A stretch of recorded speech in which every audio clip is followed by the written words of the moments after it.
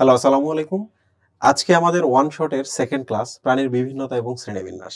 আজকে ক্লাসে আমি তোমাদের এমন একটা স্লাইড দিব, একটা স্লাইড, এই স্লাইডটা দিয়ে কিন্তু তুমি এই চ্যাপ্টারে 80% কভার করতে পারবা। তো যথাসময়ে সেইটা আসবে, তার আগে আমরা আমাদের ক্লাস শুরু করে ফেলি। ওকে, ফার্স্ট ক্লাসের এক্সাম দিছো কিনা? টেস্টিফাই অ্যাপ এবং ওয়েব দুই জায়গাতে এক্সাম দেওয়া যাবে। ওকে, সো প্রথমেই দেখো দ্বিস্তরী এবং ত্রিস্তরী প্রাণীদের মধ্যে পার্থক্য এখানে দেওয়া আছে। মনে রাখবা এই দ্বিস্তর এবং ত্রিস্তর এই শব্দ দুটো কিন্তু ভ্রূণ অবস্থায় ব্যবহার হয়। আজকে আমার দেখো কিন্তু দ্বিস্তর ত্রিস্তর নিয়ে কোনো আলোচনা হবে না। আমি যখন মায়ের পেটে ছিলাম তখনই শুধু আলোচনা হয়তো, তাই না? তাহলে বলো দ্বিস্তর ত্রিস্তরের কথাগুলো কখন আলোচনা হবে? ভ্রূণ অবস্থায়। তো পার্থক্যটা দেওয়া আছে দেখো। তোমাকে আমি একটা ট্রিক শেখাই দিচ্ছি, যে তোমাকে যদি স্তরের কথা বলে মনে রাখবা সবসময় এন্ডোডার্মটা আগে তৈরি হয়। এন্ডোডার্ম এটা হচ্ছে ফার্স্ট লেয়ার, অনেকে কিন্তু একটোডার্ম মনে করে first layer, endoderm first layer. আর এরপরে হচ্ছে একটোডার্ম তৈরি হয়, একটোডার্ম এটা হচ্ছে সেকেন্ড লেয়ার। আর থার্ড লেয়ার কি? দুইটা লেয়ার হয়ে গেলে তার মাঝখানে একটা লেয়ার তৈরি হবে, মিডল লেয়ার বা মেজোডার্ম। কখন হবে এগুলা? ভ্রূণ অবস্থায় হবে। ওকে, তাহলে এবার ট্রিকটা দেখে বলো তো, তোমার শরীরে যদি কখনো বলা হয় যে তোমার শরীর স্তরবিহীন ছিল ভ্রূণ অবস্থায়, এই তিনটা থাকবে না, ঠিক কিনা? যদি বলে দ্বিস্তরী ছিল, তখন এই দুইটা হবে না? দ্বিস্তরী তুমি প্রাণী যদি হও, ভ্রূণ অবস্থায় তোমার এই দুইটা ছিল, এন্ডোডার্ম এবং একটোডার্ম। যদি বলে ত্রিস্তরী, তাহলে এই লেয়ারটা চলে আসবে। ত্রিস্তরীর ক্ষেত্রে হচ্ছে তিনটাই। তাহলে আবার বলো, ভ্রূণ অবস্থায় আমাদের ভ্রূণের বিভিন্ন স্তর দেখা যায়। প্রথম স্তরের নাম কি? এন্ডোডার্ম। দ্বিতীয় স্তরের নাম কি? একটোডার্ম। থার্ড লেয়ারের নাম কি? মেজোডার্ম। যদি বলে কোন স্তরই ছিল না ভ্রূণ অবস্থায়, তিনটাই নাই। যদি বলে দুইটা ছিল, তাহলে এইটা, রাইট? আর যদি বলে তিনটা ছিল, তাহলে তিনটা। ঠিক আছে, ওকে। তাহলে এবার চলে আসি আমরা এই দ্বিস্তরী প্রাণী এবং ত্রিস্তরী প্রাণীর মধ্যে পার্থক্য। বলো তো, দ্বিস্তরী প্রাণী হলে কি? এন্ডোডার্ম এবং একটোডার্ম। যদি ত্রিস্তরী বলে কি হবে? Endoderm, ectoderm, mesoderm. এই যে দেখো, endoderm, ectoderm and mesoderm, right? এরপর বলো তো, যারা দ্বিস্তরী প্রাণী, যেমন তুমি হাইড্রার কথা বলো, এই দুইটা স্তরের মাঝখানে কি মেজোগ্লিয়া আছে না? এই যে দেখো, মাঝখানে এটার মেজোগ্লিয়া থাকে। বাট যখন তিন স্তর হয়ে যায়, তখন মাঝখানে মেজোগ্লিয়া থাকে না, মেজোডার্ম থাকে। বলো কি থাকবে? এই লেয়ার আর এই লেয়ারের মাঝখানে কি থাকবে? মেজোডার্ম থাকবে, নট মেজোগ্লিয়া। এই যে দেখো, মেজোগ্লিয়া থাকে না, কি থাকে? মেজোডার্ম থাকে। এবার চলে আসি ভ্রূণ স্তরের পরিণতি। মনে রাখবা এই দুই দ্বিস্তরী কিন্তু কাদের ক্ষেত্রে বলো তো? নিডারিয়ার ক্ষেত্রে না? নিডারিয়া, ঠিক কিনা? আর ত্রিস্তরী কাদের ক্ষেত্রে? ধরা যাক মানুষের ক্ষেত্রে আমরা ত্রিস্তরী। তো নিডারিয়া পরের প্রাণীতে কি দ্বিস্তরী যদি হয়, কোন অঙ্গ গঠন করতে পারে? নিডারিয়ার কিন্তু কোনো অঙ্গ নাই। হ্যাঁ, দেখে মনে হয় কর্ষিকা একটা অঙ্গ, বাট এগুলো অঙ্গ না। ওদের কি হার্ট, লাংস আছে? নাই। বাট আমরা কিন্তু ত্রিস্তরী, আমাদের বিভিন্ন ধরনের অঙ্গ আছে না? আমাদের বিভিন্ন ধরনের টিস্যু আছে, অঙ্গ আছে এবং অঙ্গতন্ত্র আছে, আছে কিনা? ইয়েস। এবার নেমাটোসিস্টের কথা চলে আসি। বলতো দ্বিস্তরী প্রাণী মানে কি? দ্বিস্তরী প্রাণী হচ্ছে নিডারিয়া, নিডারিয়া মানে হচ্ছে হাইড্রা। আর হাইড্রা মানে কি? তার নেমাটোসিস থাকবে, নিডোসাইট থাকবে, থাকবে না? আবার বলো ত্রিস্তরী প্রাণী মানে কি? আমরা, আমাদের কি ত্রিস্তরী প্রাণী, আমাদের কি নেমাটোসিস থাকে? দংশন করার কিছু থাকে? মানুষের দংশন করার মতো কিছু নাই। মানুষের মুখ আছে, যেটা দিয়ে বিভিন্ন ধরনের শব্দ ব্যবহার করে মানুষ কষ্ট পায়, ঠিক কিনা? তাহলে আজকে দেখলে তোমাদের দংশন অঙ্গাণু নাই, কিন্তু দংশন অঙ্গাণু আছে, সেটা হচ্ছে কথা। ট্রাস্ট মি, মানুষ সবচেয়ে বেশি কষ্ট পায় বিষ দিলে না, মানুষের বিষযুক্ত কথা শুনে। সাবধান থাকবা, ঠিক আছে? ওকে, দেহ গহ্বর। তোমরাই বলো তো নিডারিয়া পরের প্রাণীদের, নিডারিয়া পরের প্রাণী এইটা, এই যে মাঝখানে যে গহ্বরটা আছে, এটাকে আমি কি বলবো বলো তো? এই গহ্বরটার নাম হচ্ছে ক্যাভিটি, তাই না? তাহলে সিল মানে হচ্ছে ক্যাভিটি। আর এই ক্যাভিটিটা কি পরিপাকে ব্যবহার হয় না? তাহলে অ্যান্টেরন মানে হচ্ছে পরিপাক নালী। তাহলে সিল মানে ক্যাভিটি, এটা একটা ক্যাভিটি, এখানে পরিপাক হয়, এই জন্য অ্যান্টেরন। তাহলে দুইটা মিলে কি হয়? সিলেন্টেরন কিনা? তাহলে এটা একটা হাইড্রা, হাইড্রা হচ্ছে দ্বিস্তরী, দ্বিস্তরীর গহ্বরদের বলা হয় সিলেন্টেরন। এই যে দেখো, তাদের একটি সিলেন্টেরন গহ্বর আছে, ঠিক কিনা? আর আমরা যারা ত্রিস্তরী, আমাদের কিন্তু ভ্রূণ অবস্থায়, আমাদের ভ্রূণ অবস্থায় ছিল সিলম। ওকে, সিলম নিয়ে আমি আজকে বিস্তারিত কথা বলবো। তাহলে সিলেন্টেরন এবং সিলমের পার্থক্য আশা করছি বুঝতে পেরেছো। এবার পলিপ মেডুসায় আসো তো। তোমরা যখন হাইড্রা পড়ছো দেখছো না, পলিপ এবং মেডুসা থাকে, মানে একজন চলতে পারে আর একজন চলতে পারে না। That is polyp Medusa, right? তো পলিপ মেডুসা কার ক্ষেত্রে থাকে? হাইড্রার ক্ষেত্রে। হাইড্রা কি? নিডারিয়া, নিডারিয়া হচ্ছে দ্বিস্তরী, তাহলে দ্বিস্তরীদের ক্ষেত্রে পলিপ মেডুসা থাকে। আমাদের ক্ষেত্রে কি পলিপ মেডুসা আছে? আমরা জন্মের পর থেকে চলাচল করতে পারি, মৃত্যুর আগ পর্যন্ত চলাচল করতে পারি, তাই না? তাহলে আমাদের নিশ্চল সচল বলে আলাদা কোনো দশা নাই, সবই আমাদের সচল দশা। সো দ্বিস্তরী এবং ত্রিস্তরী পার্থক্যটা পড়তে হবে, কারণ পরীক্ষায় আসবে। খুবই সহজ, খুবই সহজ, খুবই সহজ। আমি এসেছি না তোমাদের এইচএসসি পরীক্ষার ফুল প্রিপারেশন নিয়ে দেওয়ার একটা দায়িত্ব আমার, যদি তোমরা আমার কথা শোনো, আমি যা পড়াবো তা যদি সিরিয়াসলি পড়াশোনা করো, ঠিক আছে? এবার এখানে চলে আসি, প্রতিসাম্যতা থেকে প্রশ্ন আসবে, প্রতিসাম্যতা থেকে প্রশ্ন আসবে। দেখো কার কোন পর্বের কোন ধরনের প্রতিসাম্যতা আছে ওটা আমি 1 মিনিটের মধ্যে তোমাদের শিখাই দিতে পারবো এবং আজীবন তোমাদের মনে থাকবে। বাট এখানে আমরা শুধু উদাহরণগুলো মনে রাখবো। কি মনে রাখবো? উদাহরণ। প্রতিসাম্যতা থেকে শুধু একাডেমিক না, এডমিশনে গিয়ে প্রশ্ন আসবে। লোক গোলীয় প্রতিসাম্য, ওকে, এই চেহারা দুটো দেখো, গোলীয় প্রতিসাম্য। চিত্র পরীক্ষায় আর্ট করতে হয় না, বাট চিত্র আসে যে এটি কিসের কোন প্রতিসাম্যতার উদাহরণ। ডেফিনেটলি দিস গোলীয় প্রতিসাম্য। তো যাই হোক না কেন, গোলীয় প্রতিসাম্যর উদাহরণ কি এটা মনে রাখার খুব সহজ। এই যে দেখো, ভলভো, রেডিও, হেলিও, সবগুলো কি ও দিয়ে শেষ হচ্ছে না? দেখো তো, গোল একটা শব্দ দিয়ে, ভলভক্স, রেডিওলারিয়া, হেলিওজোয়া। বাট আমি এইবার হাফ নাম মনে রাখবো, ভলভো, রেডিও, হেলিও। ও তো ও কি গোল, ও কি গোল, ডেফিনেটলি গোলীয় প্রতিসাম্য। আর গোল মানে কি? স্ফেরিক্যাল শেপ, তাহলে স্ফেরিক্যাল সিমেট্রি। ক্লিয়ার? তাহলে এইটা মনে রাখতে হবে, কিন্তু এই অংশটা কিন্তু ইম্পর্টেন্ট, অংশটা ইম্পর্টেন্ট। ওরিয় প্রতিসাম্য, ওরিয় প্রতিসাম্যতা আমরা সব সময় দেখে আসছি। ওরিয় শব্দের অর্থ হচ্ছে রেডিয়াস, ব্যাসার্ধ। ওরিয় শব্দ হচ্ছে ব্যাসার্ধ। তাহলে এমন একটা প্রাণী এরকম হবে লম্বা, তুমি এটাকে কাটতে পারতেছো না, একটা কেন্দ্র লাগবে, সেন্ট্রাল এক্সিস লাগবে, বুঝছো? এই যে কেন্দ্র থেকে পিজার মতো তুমি বিভিন্ন স্লাইসে ভাগ করবা, প্রতিসাম্যতা পেয়ে যাবা। তাহলে ওরিয় প্রতিসাম্যতা একটা কেন্দ্রীয় অক্ষ থাকে, কেন্দ্রীয় অক্ষ থেকে ব্যাসার্ধ বরাবর আমরা স্লাইস করি, ওকে, পিজা যেভাবে কাটে। তো এইটার নামই হচ্ছে ওরিয় প্রতিসাম্য বা রেডিয়াল সিমেট্রি। রেডিয়াস বা ব্যাসার্ধ বরাবর কাটলাম না, তাহলে রেডিয়াল সিমেট্রি কাদের থাকে বলো তো? নিডারিয়া পরের প্রাণীদের থাকে। দেখো কিছুক্ষণ পরে আমি যে ওই যে বললাম না যে ট্রিকটা দিব, একটা স্লাইড দিব, ওই স্লাইডের মধ্যে তুমি সবকিছু পেয়ে যাবা। বাট বেসিক তো লাগবে, কনসেপ্ট তো লাগবে, এইটা ছাড়া আমি তোমাদের ওই স্লাইডটা দিব না। সো জার্নি করো আমার সাথে প্লিজ, দয়া করে ওইটাতে যাও না টেনে টেনে। লুক, ওরিয় প্রতিসাম্যতা উদাহরণ কি? ওরিয় প্রতিসাম্যতা হচ্ছে কোনটা মহিব? নিডারিয়া পরের প্রাণী।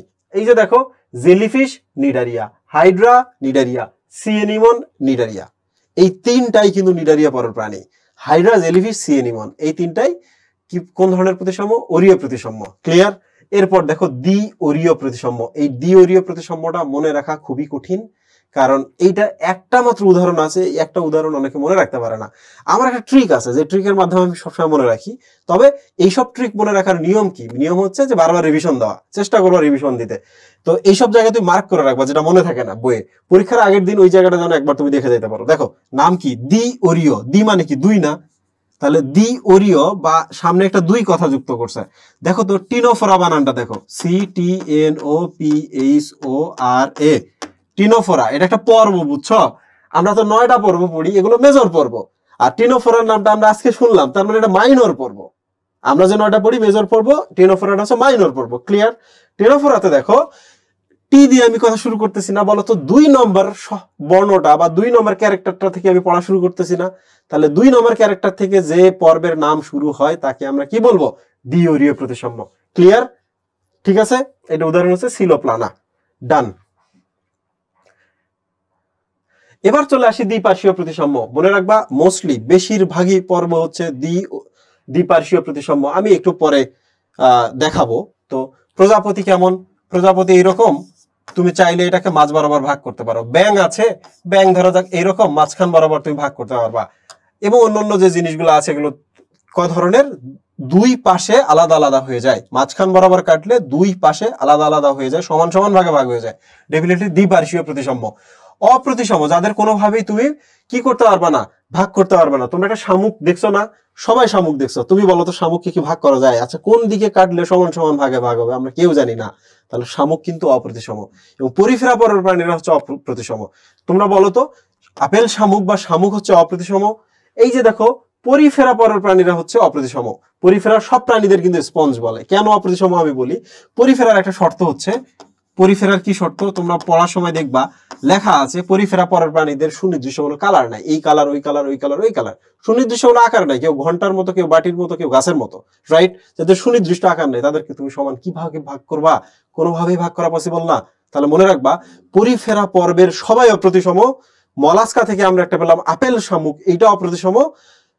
ক্লিয়ার? এটা স্পেশাল ক্যারেক্টার যে মলাস্কার সবাই কিন্তু দ্বিপার্শ্বীয়, জানো?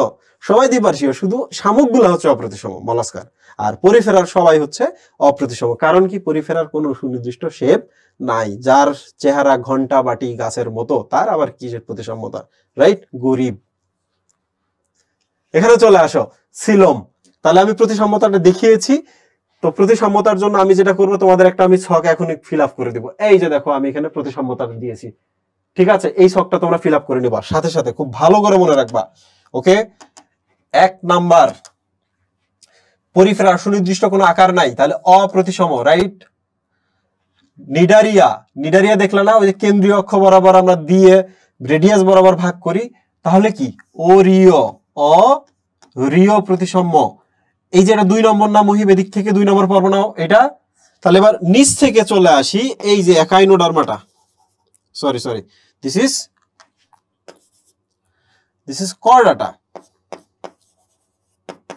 This is chordata. তাহলে দেখো, এদিক থেকে 2 নম্বরটা হচ্ছে ওরিও প্রতিসাম্য, এদিক থেকে 2 নম্বরটা হচ্ছে ওরিও প্রতিসাম্য। তাহলে আমি এখানে লিখি ওরিও প্রতিসাম্য, ঠিক আছে? তাহলে এইটা সেকেন্ডটা ওরিও প্রতিসাম্য, লাস্ট থেকে যে উপরের দিকে সেকেন্ড, সে হচ্ছে ওরিও প্রতিসাম্য। বাট একটা জিনিস মনে রাখবা, এটা কি প্রথম ওরিও না, তাহলে এইটা কি হবে বলো তো? দ্বিতীয় ওরিও। সো যাই হোক না কেন, আমরা জানি একাইনোডার্মাটায় হচ্ছে স্টারফিশ থাকে, স্টারফিশ মানে 5টা বাহু, তাহলে দিস ইজ পঞ্চ ওরিও প্রতিসাম্য, মনে থাকবে? তাহলে 2টা ওরিও আছে। এরপরের গুলো ভাইয়া কিভাবে মনে রাখবো? একদমই চিন্তার কিছু নেই, সবগুলোই দ্বিপার্শ্বীয়। সবগুলো কি মুহিব? দ্বিপার্শ্বীয়, দ্বিপার্শ্বীয়, দ্বিপার্শ্বীয়, দ্বিপার্শ্বীয়। দেখছো, আমি বলছিলাম এই স্লাইডটা তোমাকে বিশাল একটা সেভ করবে। এই স্লাইডে তুমি যা শিখবা, তুমি তা 2 বছরে শেখো নাই। তো দেখো, স্পেশালি ফোকাস রাখবা এইটাতে এবং এইটাতে, 2টাই ওরিও, নিচে একটা পঞ্চ ওরিও। আর প্রথম পর্বে তো সুনির্দিষ্ট আকার নাই, তাহলে অপ্রতিসম। ক্লিয়ার? তাহলে এবার আমরা আবার চলে আসি, প্রতিসাম্যতা শেষ করেছি, এবার আমরা শুরু করবো সিলম। What is Silam? দেখো, সিল শব্দের অর্থ হলো কেভিটি। কেভিটি, তোমরাই বলো তো, এই চেহারাগুলো দেখে কি মনে হচ্ছে এগুলো পরিপূর্ণ কোনো প্রাণী? না, একটা প্রাণীর ভ্রূণ অবস্থা বোঝাচ্ছে। তাহলে সিলম জিনিসটা বোঝার জন্য আমি তোমাদের বলি, বলো তো, সিল মানে ক্যাভিটি, ক্যাভিটি মানে কি মুহিব? গহ্বর, রাইট? তাহলে সিলম বলতে একটা গহ্বরের কথা, একটা ফাঁকা জায়গার কথা বলছে। কখন দেখা যায়? ভ্রূণ অবস্থায়, রাইট? 2 নাম্বার, ভ্রূণ অবস্থায় কোথায়, কোন ধরনের প্রাণীদের দেখা যায়? মনে রাখবা, ত্রিস্তরী প্রাণীদের দেখা যায়। কেন আমি ত্রিস্তরী লিখলাম, এর একটা কারণ আছে। বলতো, ভ্রূণের 3টা যদি স্তর থাকে, ত্রিস্তরী বলা মানে কি? লাস্ট কোন স্তরটা যোগ হয়েছে? মেজোডার্ম না? তাহলে 3 নাম্বার হচ্ছে কোন লেয়ারে, 3টা যে স্তর বললাম, কোন লেয়ারে দেখা যায়? মেজোডার্ম লেয়ারে দেখা যায়। একটু ভালো করে খেয়াল করো, আমি মেজোডার্মটা লেখার জন্য কিন্তু এখানে ত্রিস্তরী নিয়ে এসেছি। তাহলে আবার বলো তো, সিলম বলতে একটা গহ্বর বোঝায়, যে গহ্বরটা কাদের কখন দেখা যায়? যখন আমরা ভ্রূণ থাকি তখন। ভ্রূণের কোন লেয়ারে দেখা যায়? মেজোডার্ম। আর মেজোডার্ম যখনই বলি, তখন এটা তো 3 নম্বরের স্তর, তার মানে ত্রিস্তরী প্রাণীদের আলোচনা হচ্ছে, রাইট? এবার বলো, 4 নাম্বার হচ্ছে মেজোডার্মের ভেতরে যে গহ্বরটা থাকে, এই গহ্বরটাকে কি তোমাকে চারপাশ কি আবৃত করে দিতে হবে না? সীমারেখা নির্দিষ্ট করে দিতে হবে না? তাহলে মনে রাখবা, পেরিটোনিয়াম পর্দা থাকে, পেরিটোনিয়াম পর্দা থাকে। এবং মনে রাখবা, এই পর্দাটা হচ্ছে দ্বিস্তরী, মানে 2 লেয়ারের, দ্বিস্তর, নট ভ্রূণের দ্বিস্তর, 2টা লেয়ার থাকে আর কি। আমি তোমাদের এবার দেখাই, এটা প্রাণীকে ছোটবেলায় ভ্রূণ অবস্থায় আছে, আমি তাকে প্রস্থচ্ছেদ করলাম। প্রস্থচ্ছেদ করলে দেখো মুহিম, এই লেয়ারটার নাম কি? অ্যাক্টোডার্ম। এই লেয়ারটার নাম কি? এন্ডোডার্ম। তাহলে মাঝখানে যে লেয়ারটা তোমরা দেখতে পাচ্ছ, এই যে লেয়ারটা দেখতে পাচ্ছ হলুদ কালারের, এই লেয়ারটার নাম কি? এর নাম হচ্ছে মেজোডার্ম, তাই না? তাহলে ভেতরে ওই লেয়ারটার নাম হচ্ছে এন্ডোডার্ম, বাইরের এই লেয়ারটার নাম এক্টোডার্ম, আর এটা হচ্ছে মেজোডার্ম। তাহলে মেজোডার্মে কি ভরাট অবস্থায় দেখতে পাচ্ছ না তোমরা? তাহলে মেজোডার্মের ভরাটটা এখন আমাকে কি করতে হবে? ভরাটটা আমাকে এখন ফাঁকা করতে হবে, কারণ গহ্বরটা খুঁজে বের করতে হবে না? তাহলে এই যে কালো কালারের যে গহ্বরটা দেখতেছো হলুদের মধ্যে, এই গহ্বরটার নামই হচ্ছে কি? সিলম। এই গহ্বরটার নামই হচ্ছে সিলম। এই যে দেখতে পাচ্ছ না, দেখো, সিলম মানে কি? সিল মানে কি? গহ্বর। তাহলে আমরা গহ্বরটা পাইলাম কিনা? পাইছি কিনা? এই গহ্বরটার দেখো কোথায়? এই হলুদ লেয়ারটার ভেতরে না গহ্বরটা? তাহলে এইদিকে মেজোডার্ম, এইদিকে মেজোডার্ম, মাঝখানে এই গহ্বরটা। এখন গহ্বরটাকে কি আমাকে আবরণ দিয়ে আবৃত করে রাখতে হবে না? নইলে তো গহ্বরটা দখল হয়ে যাবে। তাহলে এই পাশে একটা আবরণ দিয়ে দিলাম আমি মেজোডার্মের ভেতরের দিকে, আর এই মেজোডার্মটা আছে তার বাইরের দিকে আমি আরেকটা আবরণ দিলাম, তাহলে এই যে দুই সাদা লেয়ারের মাঝখানে যে জায়গাটা দেখতে পাচ্ছ, দিস ইজ কল্ড সিলম। তাহলে বলো, এক এক করে আমি প্রশ্ন করি, যে সকল প্রাণীরা ত্রিস্তরী তাদের সিলম থাকতে পারে, রাইট? ত্রিস্তরী সিলম থাকতে পারে। কখন থাকে? ভ্রূণ অবস্থায়। এই গহ্বরটা কোথায় থাকে? মেজোডার্মের ভেতরে থাকে। এবং এই গহ্বরটা দুই পাশে কিসের আবরণ দ্বারা আবৃত থাকে? পেরিটোনিয়াম নামক আবরণ দ্বারা আবৃত থাকে। তোমাকে যদি আমি প্রশ্ন করি, সাদা যে আবরণটা, এটা কোন লেয়ার থেকে আসছে? একটোডার্ম থেকে আসছে, এন্ডোডার্ম থেকে আসছে, নাকি হলুদ লেয়ার থেকে সাদাটা তৈরি হয়েছে? হলুদ লেয়ার থেকে। তাহলে বলো, এই আবরণটা কোথা থেকে উদ্ভূত, কোথা থেকে তৈরি? মেজোডার্ম থেকেই তৈরি, রাইট? তাহলে এখন প্রশ্ন হচ্ছে সিলম কি? পরীক্ষায় প্রশ্ন আসবে। উত্তর কি? সিলম হচ্ছে এক ধরনের গহ্বর যেটা ত্রিস্তরী প্রাণীদের ভ্রূণ অবস্থায় মেজোডার্মের ভেতরে থাকে এবং পেরিটোনিয়াম দ্বারা আবৃত থাকে। সিলম হচ্ছে একটা গহ্বর যেটা ত্রিস্তরী প্রাণীদের ভ্রূণ অবস্থায় মেজোডার্মের ভেতরে থাকে এবং পেরিটোনিয়াম নামক দ্বিস্তরী পর্দা দ্বারা আবৃত থাকে। ডান। সিলমের কিন্তু সংজ্ঞা আসবে, এখানে লিখে রাখো। সিলম 100%। পরীক্ষা গিয়েই দেখবে যে সিলম আসছে, পরীক্ষায় গিয়েই দেখবে সিলম চলে আসছে। ওকে, তাহলে এবার চলে আসি আমরা। এই দেখো সিলম ত্রিস্তরী, ভ্রূণ দশায়, মেজোডার্মাল, পেরিটোনিয়াম সিলম বলে। দেখছো? পাইছো কিনা? তো এখন আমরা সিলমকে তিন ভাগে ভাগ করেছি। একটা হচ্ছে অ্যাসিলোমেট, সুডোসিলোমেট, আর একটা হচ্ছে ইউসিলোমেট। ইউ মানে হচ্ছে গুড, তার মানে প্রকৃত সিলম, নকল সিলম এবং সিলমবিহীন। তিনটা কিন্তু দশা দেখা যায়। আচ্ছা, তোমাদের যদি আমি এখন প্রশ্ন করি, বলো তো বাবা, এই যে ছবিটা আছে এটা কি প্রকৃত সিলম না? সব ঠিকঠাক আছে না এই শর্তগুলো অনুযায়ী? বলো, এটা কিন্তু প্রকৃত সিলমের ছবি, তাহলে এই ধরনের একটা ছবি দিতে হবে। দুই নাম্বার, যদি কখনো বলা হয় যে সিলম কিন্তু প্রকৃত নয়, অপ্রকৃত, তখন কি করবা? খুবই সিম্পল, যে একটা লেয়ার তুমি একটু জাস্ট তুলে দাও, একটা লেয়ার তুমি এই সাদা লেয়ারটা তুলে দিলা। এখন যদি আমি তোমার প্রশ্ন করি যে এখন কি সব শর্ত পূরণ করছে? দেখো, সবই মোটামুটি পূরণ করছে, কিন্তু একটা স্তর আছে আর একটা স্তর নাই। জাস্ট একটা স্তর মিসিং এর জন্য আমরা এটাকে কি বলবো যে সিলম নাই? আরে কেভিটি তো আছে, কিন্তু বাকি যে শর্তগুলো আছে সেগুলো মানে নাই, এই জন্য আমরা এটাকে প্রকৃত না বলে বলবো অপ্রকৃত, রাইট? আর যদি কখনো আমি এইভাবে বলি যে এই গহ্বরটার মধ্যে পুরো ভরাট অবস্থায় থাকে, তাহলে বলো গহ্বর আছে? গহ্বর না থাকলে মানে কি? ক্যাভিটি নাই, সিলি নাই, তাহলে ওইটা হচ্ছে সিলমবিহীন দশা। তাহলে এই যে দেখো, পড়ার সময় তোমরা এখানে দেখতে পাবা অ্যাসিলোমেটে যে গহ্বরটা আছে, যে ফাঁকা স্থানটা আছে, সেটা স্পঞ্জি প্যারেনকাইমা বা এক ধরনের কোষ দ্বারা পূর্ণ থাকে। আর যেটা সুডোসিলোমেট, দেখো এই যে পেরিটোনিয়ামটা দেখছো, কখনো পেরিটোনিয়াম সৃষ্টি করে ব্লাস্টোসিলকে সম্পূর্ণ বেষ্টন করে না, মানে একটা লেয়ার থাকে আর একটা পেরিটোনিয়াম কমপ্লিটলি থাকে না। আর প্রকৃত সিলম কি? প্রকৃত সিলম মানে এই সবগুলো শর্ত পূরণ করে। এই ছবিটা কিন্তু আর্ট করতে হবে, ছবি ছাড়া পরীক্ষার হলে যাওয়া যাবে না, কারণ আমরা জানি প্রশ্ন আসবে সিলম থেকে। ডান। তাহলে সিলম নিয়ে আমাদের এখন প্রশ্ন আছে? নাই। সিলমের একটা ট্রিক আছে, কোন ফর্মের সিলম কোন ধরনের, একবারে আমি বলে দিচ্ছি। দেখো, এই যে দেখো, আমি এখানে সিলম লিখছি, মনে রাখবা প্রথমটা হীন, পরেরটা হীন। এখানে আসছে কিন্তু এটা অপ্রকৃত, তাহলে পরের সবগুলো কি মুহিম? প্রকৃত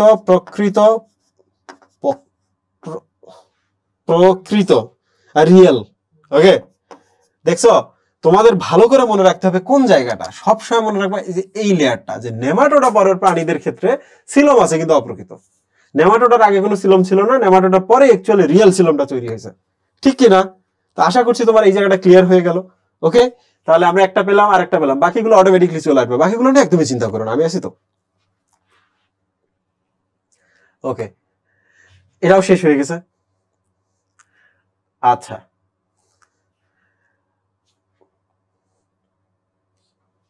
এখন আমরা চলে আসি পরিফেরা। বাট পরিফেরা যাওয়ার আগে আমি তোমাদের যে জিনিসটা শেখাবো, এখানে আমি আরো কিছু ফিল আপ করে দিব, যে ফিল আপ করার কারণে পরেরগুলো তোমাদের জন্য সহজ হয়ে যাবে, ঠিক আছে?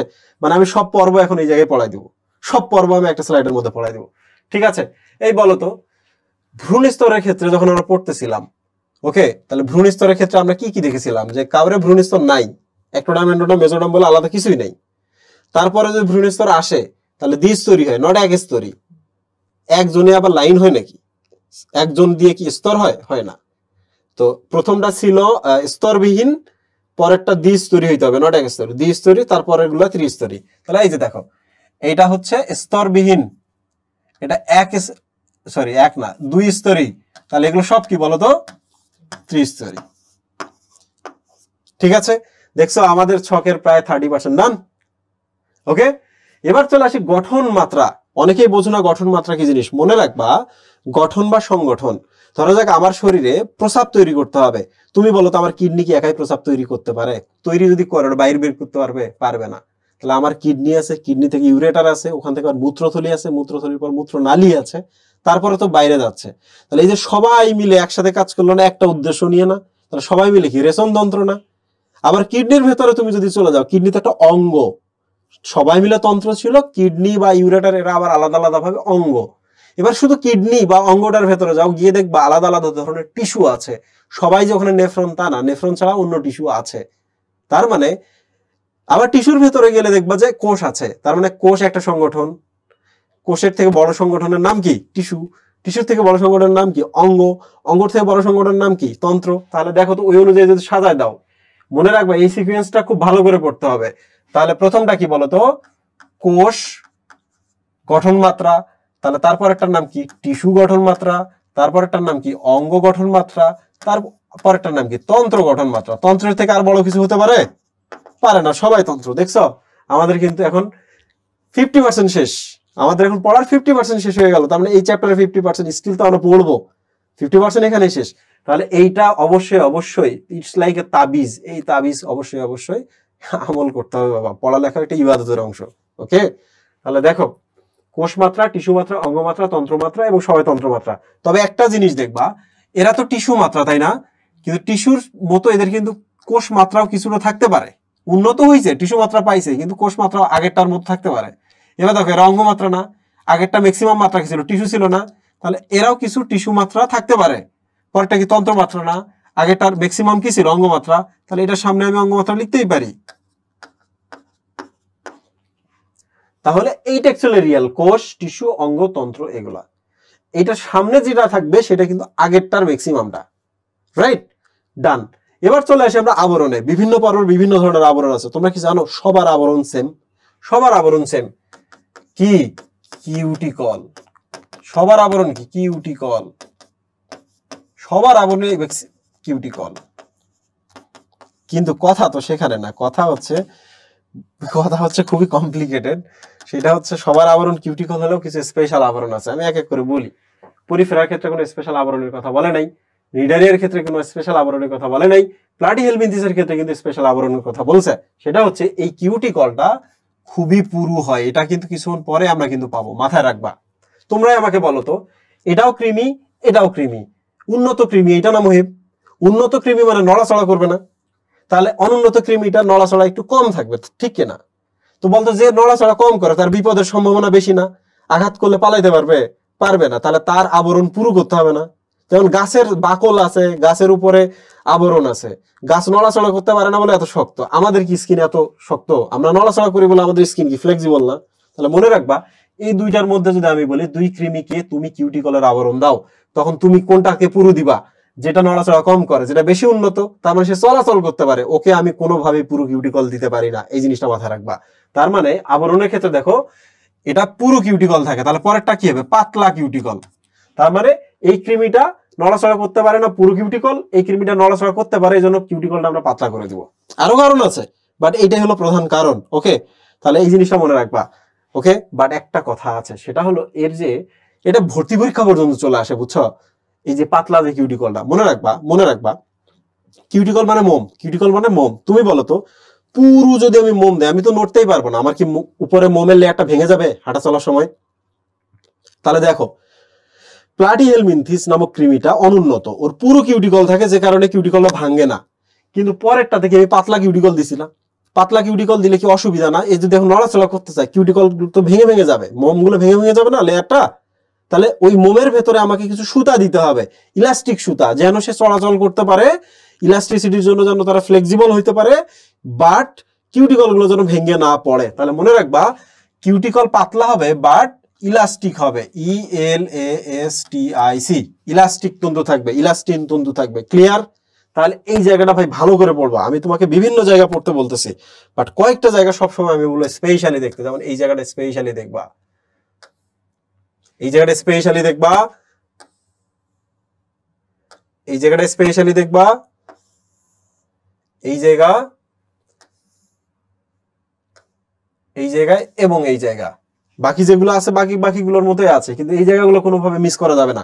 ঠিক আছে, এবার চলে আসি আমরা স্পেশাল কাভার। দেখো এর স্পেশাল কাভার নাই, এর স্পেশাল কাভার নাই, এই দুটার যে আবরণটাই ছিল সেটার স্পেশালিটি গুলো আমি পাশে লিখে দিয়েছি।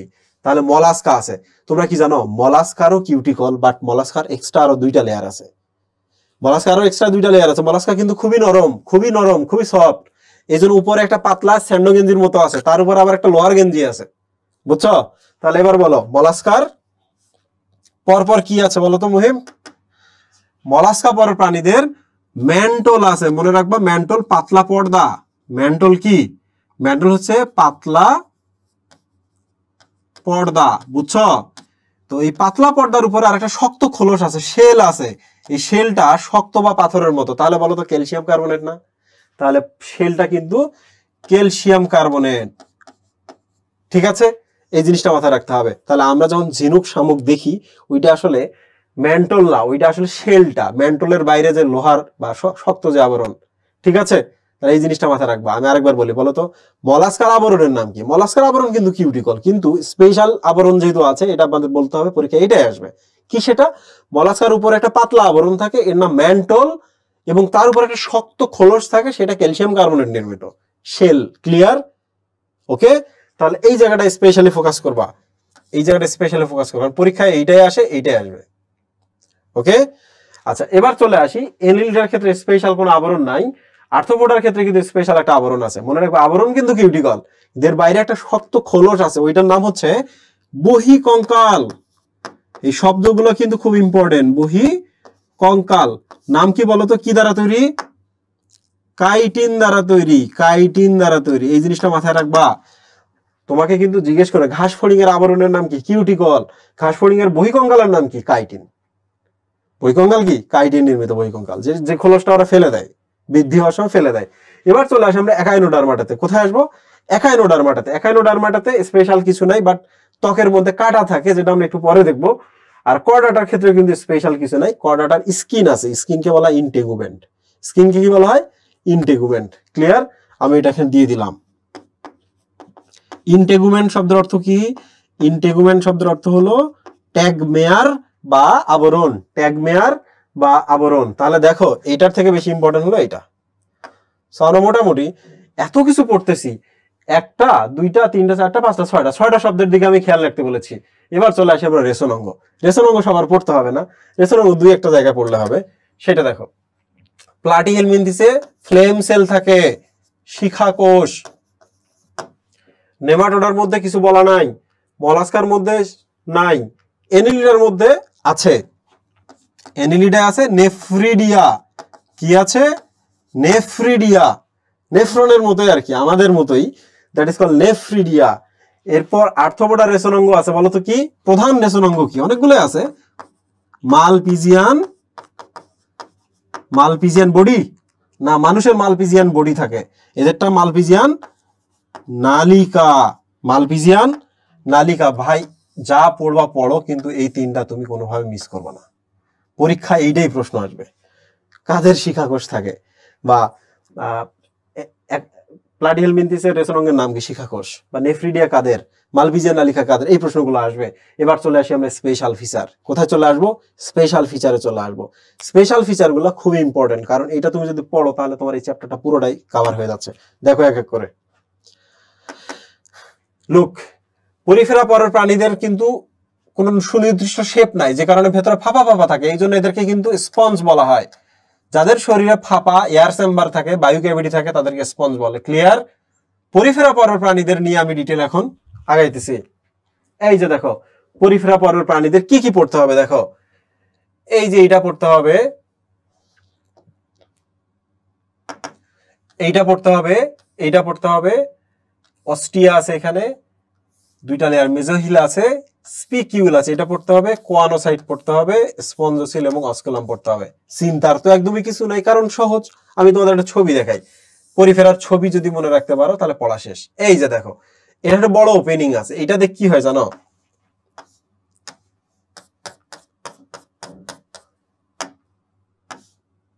দেখো এগুলাতে পানি ঢোকে এই যে ছিদ্রগুলো দিয়ে, তাহলে পানি যদি ঢোকে এটাতে বের হয়ে যাবে। তাহলে বলো তো এগুলো ইনকামিং ছিদ্র না, অনেকগুলো না, এটা আউটগোয়িং ছিদ্র না, বড় এবং একটা না। তাহলে মনে রাখবা যারাই ছিদ্র তাদের নামে শেষে শুরুতে অস থাকে, যারাই ছিদ্র তাদের নামে শুরুতে অস থাকে। এটা আমাদের মুখটা একটা ছিদ্র নাম ওয়েব, আমাদের মুখের নাম কি? অস্টিয়াম, রাইট? আচ্ছা যাই হোক না কেন, তো এই যে ছিদ্রগুলো দেখতেছো এটার নাম হচ্ছে অস্টিয়া, আর এই যে ছিদ্রটা দেখতেছো এটার নাম হচ্ছে অস্কুলাম। এই যে আম মানে কি জানো? সিঙ্গেল। আম মানে কি? সিঙ্গেল। আস আম সিঙ্গেল, বায়োলজিতে আস এবং আম দ্বারা সিঙ্গেল বোঝায়। নাম দেখে বোঝা যাচ্ছে অস্কুলাম হচ্ছে বড়টা যেটা সিঙ্গেল আছে, আর যেগুলো বহু অস্টিয়া, যদি একটা ছোট ছিদ্র থাকতো সেটার নাম আমি কি বলতাম? অস্টিয়াম বলতাম, তাই না? তাহলে মনে রাখবো অস্টিয়াম, অস্টিয়া গুলো হচ্ছে পানি ভেতরে ঢোকায়, আর অস্কুলাম দিয়ে পানি বের হয়ে যায়। এটা প্রাণীটার নাম কি? প্রাণীটার নাম হচ্ছে পরিফেরা পরের প্রাণী।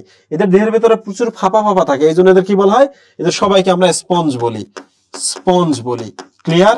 এরপরে দেখো, এরপরে দেখো এর বাইরে একটা লেয়ার, একটা কোষের লেয়ার আছে এবং ভেতরের দিকে কোষের লেয়ার আছে, ঠিক আছে? এই বাইরের যেটা সেটার নাম হচ্ছে পিনাকোডার্ম, আর ভেতরে যেটা সেটার নাম হচ্ছে কোয়ানোডার্ম। মনে রাখবা পিসি, প্যারাসিটামল, বাইরে থেকে ভেতরে প্যারাসিটামল, পিনাকোডার্ম, কোয়ানোডার্ম বা পিনাকোসাইট, কোয়ানোসাইট। ক্লিয়ার? বাইরের সেলগুলোর নাম কি? পিনাকোসাইট, বাইরের ভেতরটার নাম কি? কোয়ানোসাইট। ক্লিয়ার? এবার দেখো তোমরা ভেতরে যে সেলটা আছে, আমি একটা সেলের বড় করে ছবি দেখাই। এই সেলটা অ্যাকচুয়ালি এই যে এরকম, বুঝছো? এইরকম এখানে এরকম আছে সিলিয়া, সিলিয়াগুলো এরকম কিসের মতো? ফানেলের মতো, দেখছো? এটা কিন্তু কোষ, এই জায়গাটা কোষ, এই যে এটা কোষ।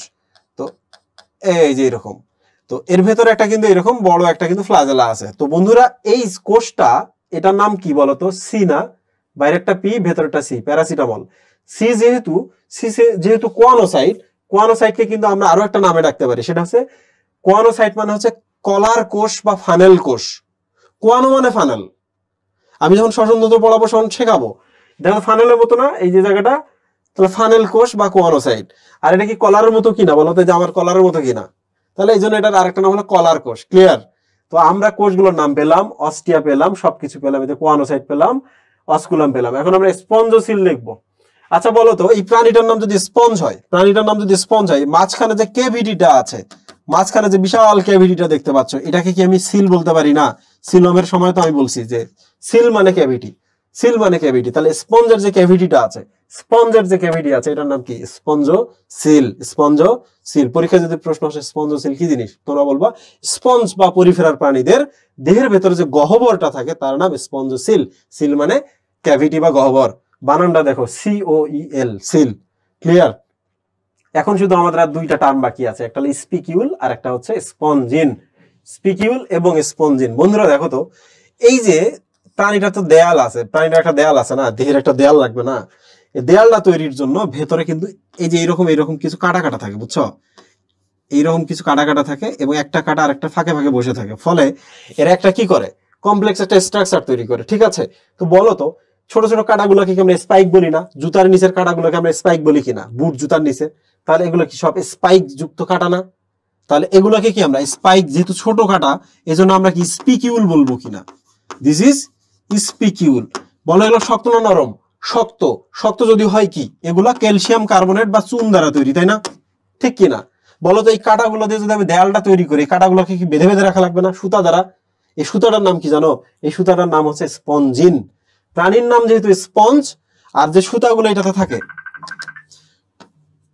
যে সুতাগুলো দিয়ে বাঁধা থাকে, এই সুতাগুলোর নাম হচ্ছে স্পঞ্জের সুতা বা স্পঞ্জিন। ইন মানে হচ্ছে প্রোটিন। তাহলে বলো তো স্পঞ্জিন আমরা কোথায় পাই? স্পঞ্জ বা পরিফেরার প্রাণীদের পাই। শেষে ইন আছে, ইন মানে কি? এটা একটা প্রোটিন সুতা। ক্লিয়ার? তার মানে স্পঞ্জিন। ওকে, তাহলে এবার চলে আসো তো আমরা ছকটা ফিল আপ করি সবাই মিলে। প্রাণীদের কি বলা হয়? স্পঞ্জ। এই প্রাণীদের কি থাকে? ছিদ্রপথ, বহু ছিদ্র যেগুলো, অস্টিয়া। একটা যে ছিদ্র যেটাতে পানি বের হয় ওটার নাম কি? অস দিয়ে শুরু করলাম, অস্টিয়াম। ঠিক কিনা? এদের বাইরে এবং ভেতরে যে কোষগুলো আছে, বাইরের কোষের নাম কি? প্যারাসিটামল যেহেতু, পিনাকোসাইট, আর ভেতরটার নাম কি? কোয়ানোসাইট। এই কোয়ানোসাইটের অন্যান্য কি নাম আছে? কলার কোষ বা ফানেল কোষ, রাইট? এদের দেয়ালটা তৈরি কিভাবে হচ্ছে?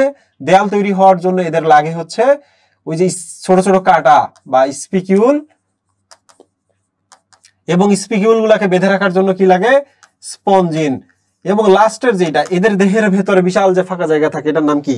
স্পঞ্জের ভেতরে থাকে সিল, স্পঞ্জের ভেতরে থাকে ক্যাভিটি, এটার নাম হচ্ছে স্পঞ্জোসিল। কি নাম? স্পঞ্জোসিল। দেখছ, এটা তো আমরা পারলাম, এটা তো আমরা এমনিই পারি, আর্থ্রোপোডাটা আমরা পারি, আমরা লাস্টেরটাও পারি। তার মানে 4-5টা যদি আমরা একটু ভালো করে দেখি তাইলেই হয়ে যাবে। এত আমি ডিটেল পড়ানো লাগবে না বাকিগুলাতে, দেখবো বাকিগুলো খুব দ্রুতই হয়ে যাবে। তাহলে বন্ধুরা এবার চলে আসি, আমরা পরিফেরা শেষ করেছি, এবার চলে আসি আমরা নিডারিয়া। নিডারিয়া আমি যদি তোমাদের পড়াই এটা খুবই খারাপ হবে, কারণ নিডারিয়া পরের প্রাণীদের সবকিছু কি থাকে বলতো? নিডারিয়া।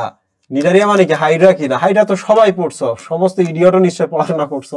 আমি নিজে কম পড়াশোনা করতাম, আমিও কিন্তু তোমাদের লেভেলে। যাই হোক না কেন, নিডারিয়াকে আমি সবসময় মনে রাখবো 2 নম্বর পর্ব, সবকিছু দুইটা দুইটা করে আছে। বলতো ভ্রূণ অবস্থায় কয় স্তরী? 2 স্তরী। কি কি? ডেফিনেটলি তাহলে এন্ডোডার্ম থাকবে, আর একটা কি থাকবে মুহিব? একটোডার্ম থাকবে। এই দুইটা যদি থাকে, দুইয়ের মাঝখানে কি থাকবে মুহিব?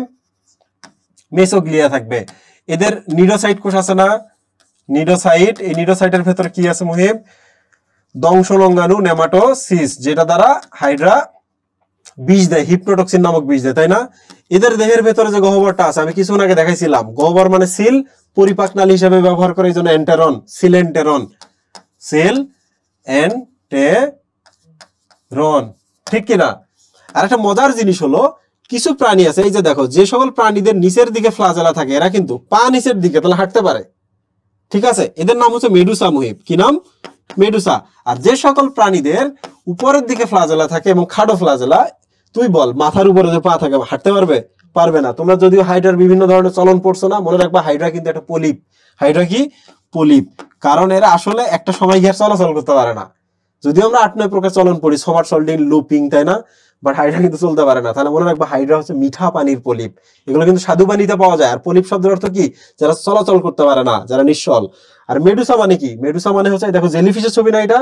তাহলে জেলিফিশ একটি হচ্ছে মেডুসার উদাহরণ। জেলিফিশ আজীবন চলনক্ষম থাকে, ঠিক আছে?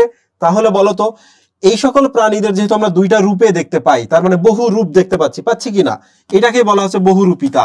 এটার নাম কি মুহিব? বহুরূপিতা। বলো বহু মানে কি? পলি কিনা? পলি কিনা। আর রূপ মানে কি? আকার আকৃতিত।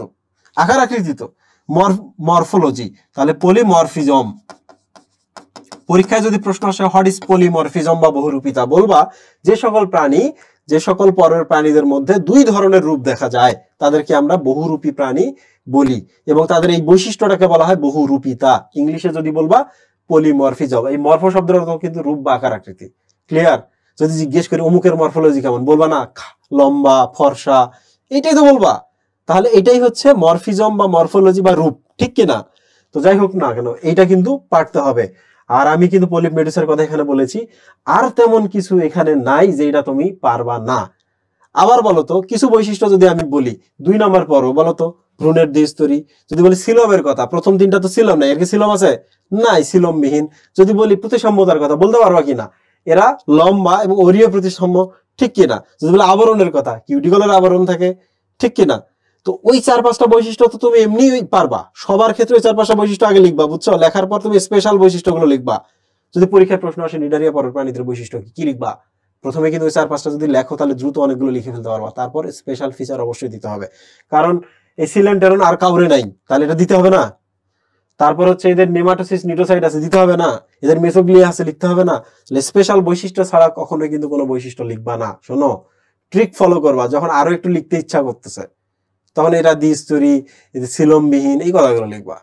আবরণ, কিউটিকল, বাট স্পেশাল বৈশিষ্ট্যগুলো অবশ্যই লিখতে হবে। বন্ধুরা এবার চলে আসো ওই শীটের মধ্যে, নিডারিয়া পরের প্রাণীদের লেখো তো এক এক করে। এদের কি কি আছে? এন্ডোডার্ম এবং একটোডার্ম, প্লাস কি আছে বলতো? মেসোগ্লিয়া আছে কিনা?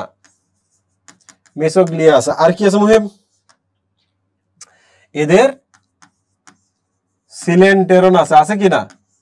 এদের মধ্যে বহুরূপিতা দেখা যায়, পলিপ প্লাস মেডুসা, এগুলোর নাম কি? বহুরূপিতা।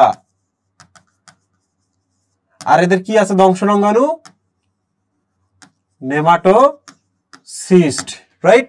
এই তো হয়ে গেল নিডারিয়া। দেখো এখন আমরা 2টা কৃমির পার্থক্য শিখবো, বাট ছোট্ট আমি একটা ভুল করে রাখছি, যে ভুলটা আমি কারেকশন করে দিব এবং এক্সপ্লেনেশন সহ দিব। কি সেটা?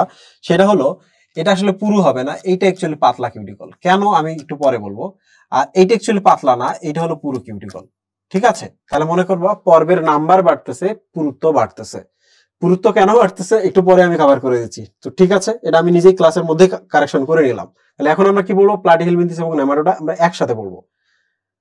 দেখো এটা প্লাটিহেলমিনথিস আর এটা হচ্ছে নেমাটোডা, আমরা পড়তেছি কি একসাথে। ভালো করে দেখো তো, এটাও একটা কৃমি, এটাও একটা কৃমি। এই কৃমিটা একটু চ্যাপ্টা না, দেখো তো এই চ্যাপ্টা হওয়ার কারণে এটাকে আমরা চ্যাপ্টা কৃমি বা ফ্ল্যাটওয়ার্ম বলি। এটা মজার জিনিস, দেখো চ্যাপ্টা কিন্তু আসলে আমরা একটা চেহারা দেখে বলি না, প্রস্তুতছেদ যখন করি তখন এই ধরনের আমরা একটা চেহারা পাই, চ্যাপ্টা পাইলাম না, এই জন্য এটার নাম হচ্ছে চ্যাপ্টা কৃমি। ঠিক আছে, তোমরা কি জানো যে আমাদের এই যে ফিতা থাকে, রিবন থাকে কোমরে, এখানে থাকে রিবন বা ফিতা, তো ওগুলোও চ্যাপ্টা, যে কারণে এটার আরেক নাম হচ্ছে রিবন ওয়ার্ম বা ফিতা কৃমি। ক্লিয়ার, রিবনও চ্যাপ্টা, ফ্ল্যাটম্যানও চ্যাপ্টা।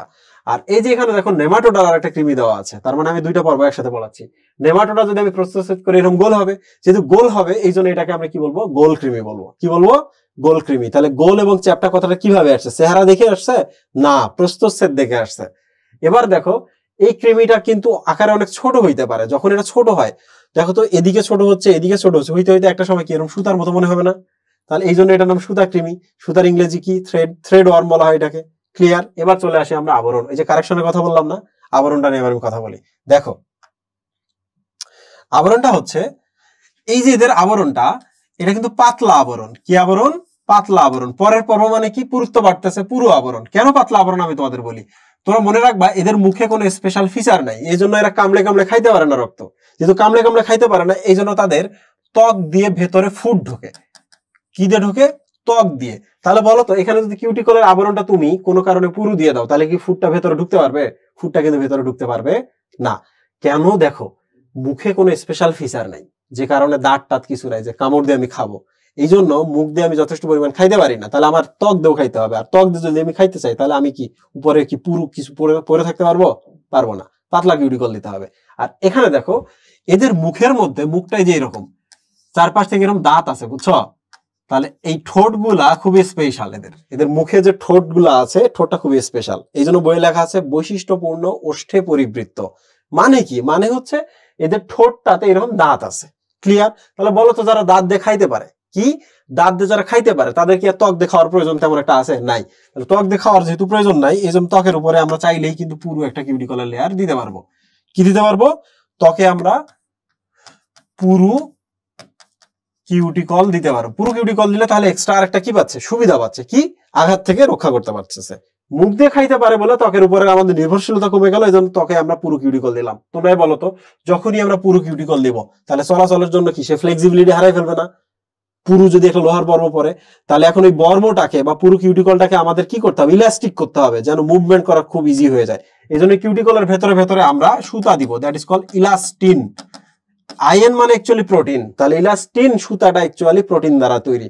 ক্লিয়ার, তো আশা করছি তোমাদের এই যে কিউটিকলের যে ইস্যুটা ক্রিয়েট হয়েছিল এটা সলভ হয়ে গেছে। ওকে, আমি এক্সপ্লেনেশন দিয়েছি। তাহলে এটা ঠোঁটের স্পেশাল বৈশিষ্ট্য আমরা পড়েছি একটা এক্সট্রা, আর এটা ত্বক এবং এটা ত্বক পড়েছি। এটা পাতলা কিউটিকল, খাবার যেন ত্বক দিয়ে খাইতে পারে, এটা পুরো কিউটিকল, কারণ এর ত্বক দিয়ে খাওয়ার প্রয়োজন পড়ে না, মুখ দিয়ে খাইতে পারে। রাইট, এবার চলে আসি আমরা আবরণ। তো আমরা পড়ে ফেললাম আবরণ, আমরা কিউটিকলটা পড়ে ফেললাম। কিউটিকল পাতলা, নো ইলাস্টিন। ক্লিয়ার, এবার আমরা চলে আসি তাদের আর কি স্পেশাল বৈশিষ্ট্য আছে, সেটা হলো এদের রেশন অঙ্গ নিয়ে আমাদের কথা বলেছি, তাই না? রেশন অঙ্গের নাম কি, শিখা কোষ। শিখার ইংরেজি কি, ফ্লেম, ফ্লেম সেল। কিন্তু এদের কোনো রেশন অঙ্গ নিয়ে স্পেশাল কোনো কথা বলা নাই। আরেকটা স্পেশাল জিনিস আছে, সেটা হলো তোমরা কি জানো এর থেকে এ উন্নত, কারণ এটা 4 নম্বর, ওটা 3 নম্বর। এ যেহেতু উন্নত এবং এই পর্বে প্রথম কিন্তু নারী পুরুষ বলে জিনিসটা চলে আসছে। তাহলে বলো তো জেন্ডার ডাবল ডাবল আসলো না, 2 ধরনের জেন্ডার আসলো না, তাহলে সেক্স 2 ধরনের, এই জন্য এটাকে বলা হয় সেক্সুয়াল ডাইমরফিজম। কি বলে, সেক্সুয়াল ডাইমরফিজম। পরীক্ষায় আসতে পারে হোয়াট ইজ সেক্সুয়াল ডাইমরফিজম, তোমরা বলবা ডাই মানে 2, মরফ মানে আকার আকৃতি বা রূপ, ঠিক কিনা? আর ইজম মানে হচ্ছে বৈশিষ্ট্য। তাহলে এই পরের প্রাণীদের প্রথম বৈশিষ্ট্য একটা দেখা যায় কি, সেটা 2 ধরনের সেক্স বা 2 ধরনের জেন্ডার দেখা যায়, মানে পুরুষগুলো আলাদা, স্ত্রীগুলো আলাদা। ক্লিয়ার, মানুষের মধ্যে কি সেক্সুয়াল ডাইমরফিজম আছে না? পুরুষ দেখতে একরকম দেখে বোঝা যায়, স্ত্রী দেখতে আরেক রকম দেখে বোঝা যায় কিনা? তাহলে this is called sexual dimorphism, প্রথম কিন্তু এদের মধ্যেই চলে আসে। ওকে, আরেকটা জিনিস সেটা হলো নলের ভেতরে নল বলে আরেকটা আছে। তোমরা একটু দেখো, এটা যদি অনেক লম্বা এরকম হয় তো বলো তো এটা নলের মতো না? এর ভেতরে একটা পরিপাক নালী আছে, বলো তো ভেতরে আরেকটা নল থাকবে না? তাহলে এটাকে বলা হয় নলের ভেতর নল। নলের ভেতর নল, এই যে নলের ভেতর নলের ইংলিশ কি, টিউব উইদিন টিউব, ঠিক কিনা? Tube within tube. সো এই দুটার পার্থক্য আমরা একসাথে পড়লাম। এখন আমরা যেটা করবো স্লাইডের মধ্যে লিখে ফেলবো। ওকে, দেখো যে কনফিউশনটা ক্রিয়েট হয়েছিল, আমি এক কাজ করি, স্লাইডটা আমি কাছাকাছি নিয়ে যাই।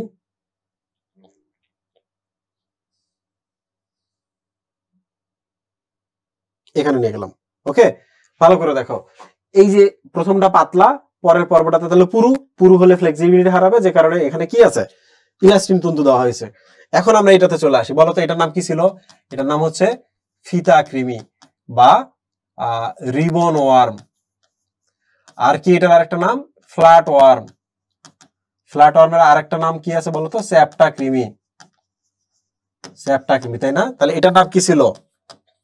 সুতা কৃমি বা থ্রেড ওয়ার্ম বা গোল কৃমি বা রাউন্ড ওয়ার্ম, নামগুলো পড়তে হবে।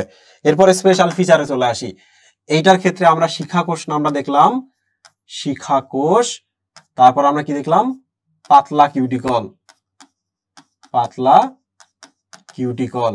আর এটার ক্ষেত্রে আমরা কি দেখলাম?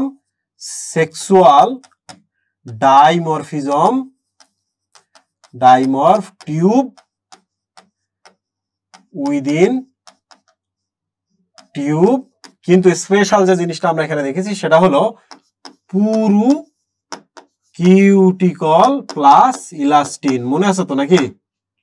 এই যে দেখো, আমাদের দুইটা পর্ব শেষ হয়ে গেল। আমাদের হাতে আর আছে কয়টা পর্ব? এই কয়েকটা। এর মধ্যে আমরা আর্থ্রোপোডাটা ইজিলি বুঝি, এখানোডার্মাটা ইজিলি বুঝি। তাহলে এবার আমরা চলে আসি কিসে? চলে আসি এবার আমরা চলে আসি মলাস্কায়। মলাস্কাটা মনে রাখা খুবই সহজ, মলাস্কা মনে রাখা খুবই সহজ। তো তারপরে তোমরা চিন্তা করো না, মলাস্কাটা আমি তোদের পড়িয়ে দিচ্ছি, এটা পর্ব নম্বর 5। ওকে, দেখো মলাস্কা। দেখো মলাস্কা মানে কিন্তু মলিস, মলিস মানে কিন্তু সফট। তাহলে বলো তো, যে সকল প্রাণীদের দেহ খুবই সফট, তাদেরকে আমরা মলাস্কা বলবো না? তাহলে যে সকল প্রাণী এরকম সফট হবে, একটু ভালো করে দেখো, এটা একটা সফট দেহ, ঠিক কিনা? খুবই সফট দেহ। তাহলে এদের দেহের উপরে আমাদের একটা কি পর্দা দিতে হবে না? দিতে হবে কিনা? এটাকে আমাদের রক্ষা করতে হবে কিনা? একটা পাতলা পর্দা থাকবে। তোমরা কি জানো এই পাতলা পর্দাটার নাম কি? এটার নাম হচ্ছে ম্যান্টল। ম্যান্টল, তোমরাই বলো। স্ত্রীরা বা ফিমেলরা পর্দা করে কেন? পুরুষদের দৃষ্টি থেকে আলাদা থাকার জন্য, ঠিক কিনা? তাহলে এখানেও দেখো, সে বাইরে একটা পর্দা আছে, পাতলা পর্দা, মেনদের চোখ থেকে দূরে থাকার জন্য, বা ম্যান্টল। এটা খুব ভালো করে মনে রাখতে হবে। ম্যান্টল কিন্তু শক্ত খোলস না, ম্যান্টল কিন্তু পাতলা পর্দা। তাহলে ডেফিনেটলি এর বাইরে আরেকটা শক্ত খোলস আছে কিনা? শক্ত খোলস আছে। এটার নাম কি বলো? এটার নামই হচ্ছে শেল। এই শেলটা কি থেকে কি নির্মিত বলতো? চুনময় বা ক্যালসিয়াম কার্বনেট। তাহলে এই ম্যান্টল থেকে অ্যাকচুয়ালি এই শেল বা ক্যালসিয়াম কার্বনেটটা তৈরি হয়, রাইট? ঠিক কিনা? আচ্ছা, এবার চলে আসি।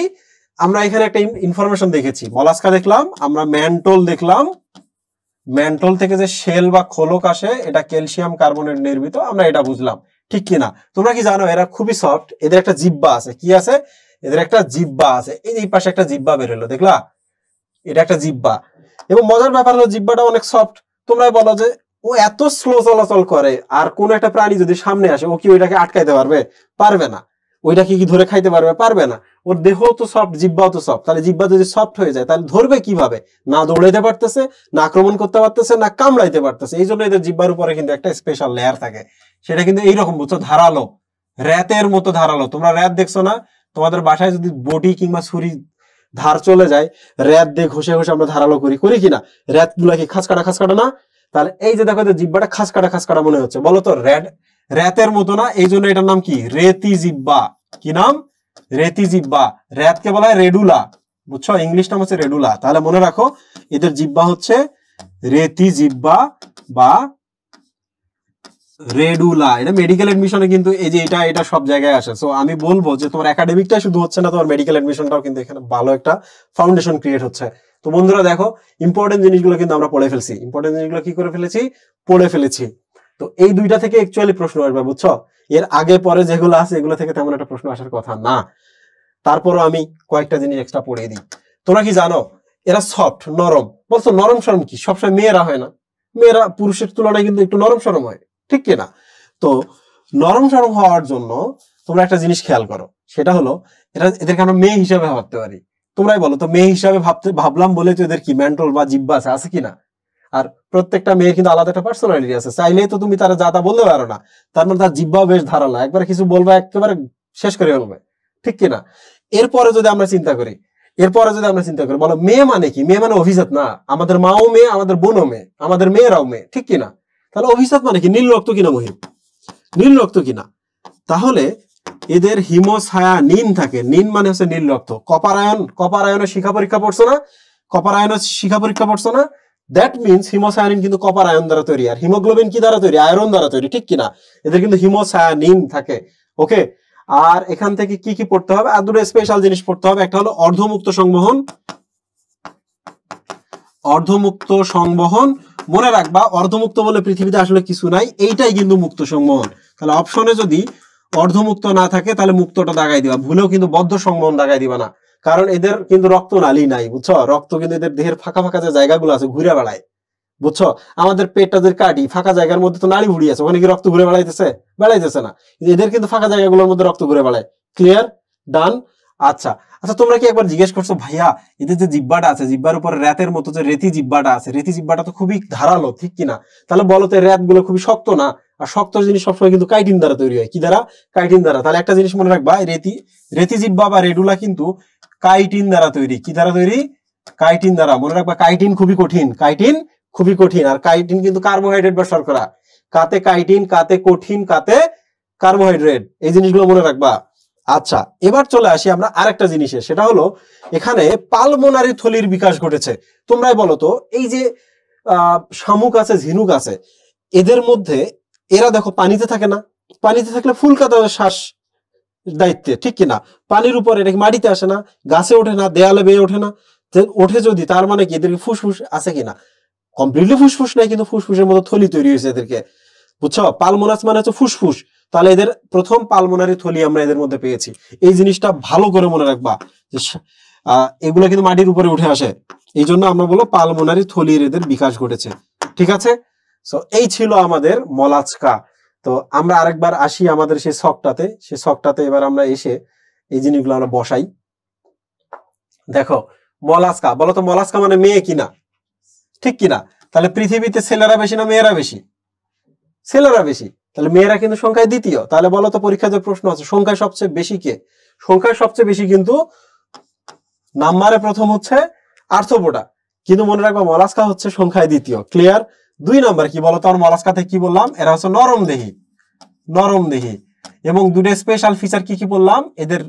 এদের হচ্ছে ম্যান্টল নামক পাতলা পর্দা আছে, আর একটা কি দেখলাম? রেডুলা বা রেতি জিহ্বা আছে, তাই না? রেতি জিহ্বা আছে। এই জিনিসটা কিন্তু খুব ভালো করে মনে রাখবা, আমি কিন্তু ব্র্যাকেটের মধ্যে ঢোকাই দিছি এটাকে। ক্লিয়ার?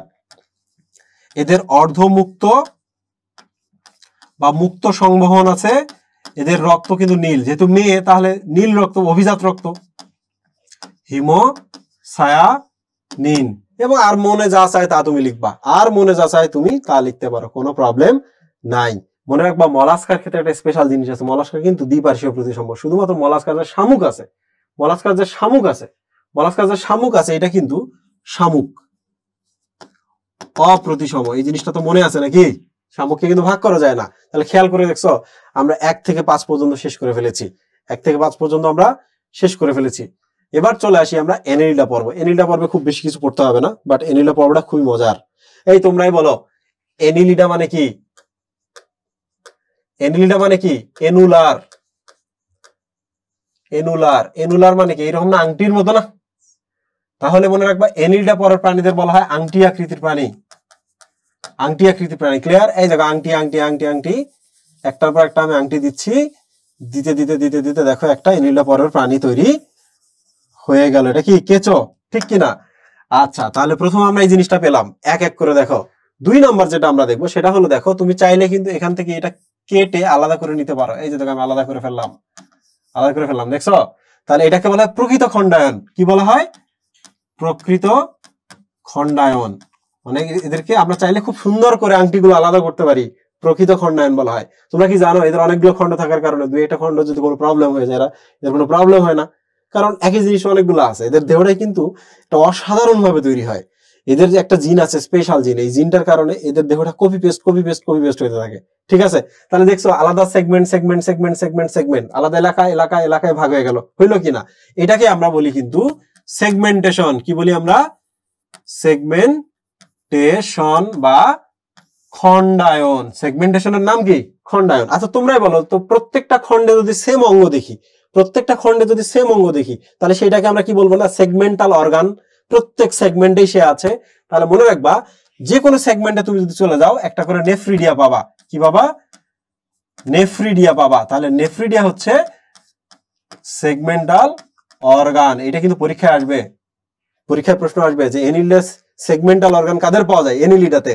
কারণ এদের প্রত্যেকটা সেগমেন্ট সেম, প্রত্যেকটা সেগমেন্টে সেম অঙ্গ থাকে, সেগমেন্টাল অর্গান থাকে। নাম কি? নেফ্রিডিয়া।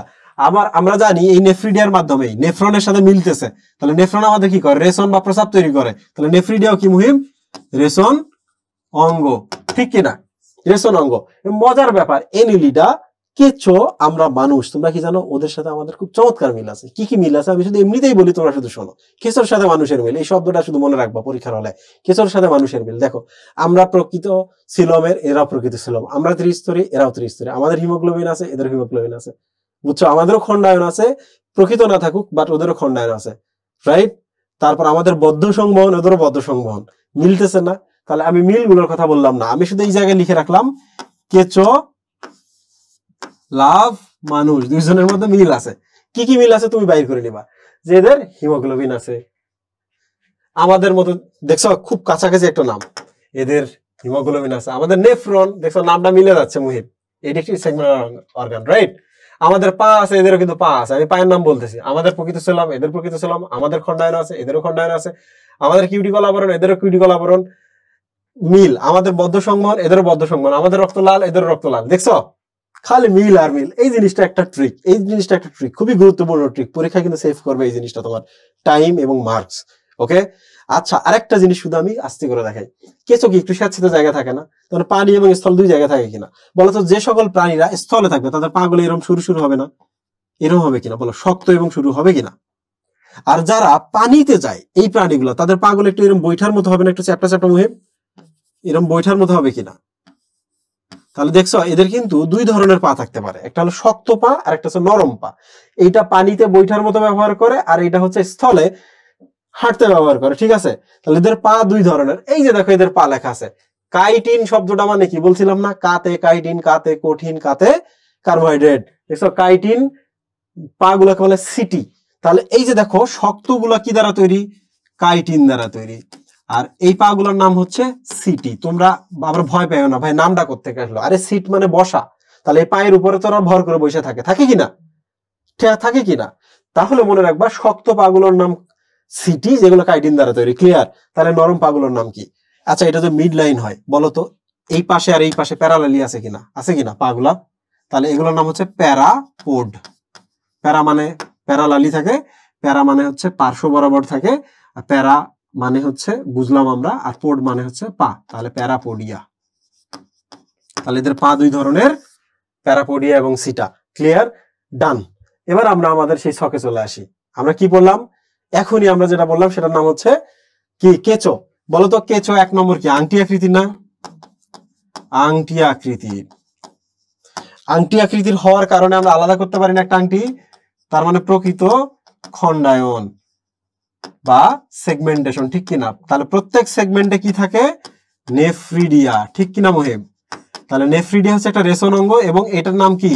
প্রত্যেক সেগমেন্টে থাকে বলে এটার নাম হচ্ছে সেগমেন্টাল অর্গান। তাই না মহিব? ঠিক কিনা? এছাড়া মানুষের মতো এদের মিল আছে।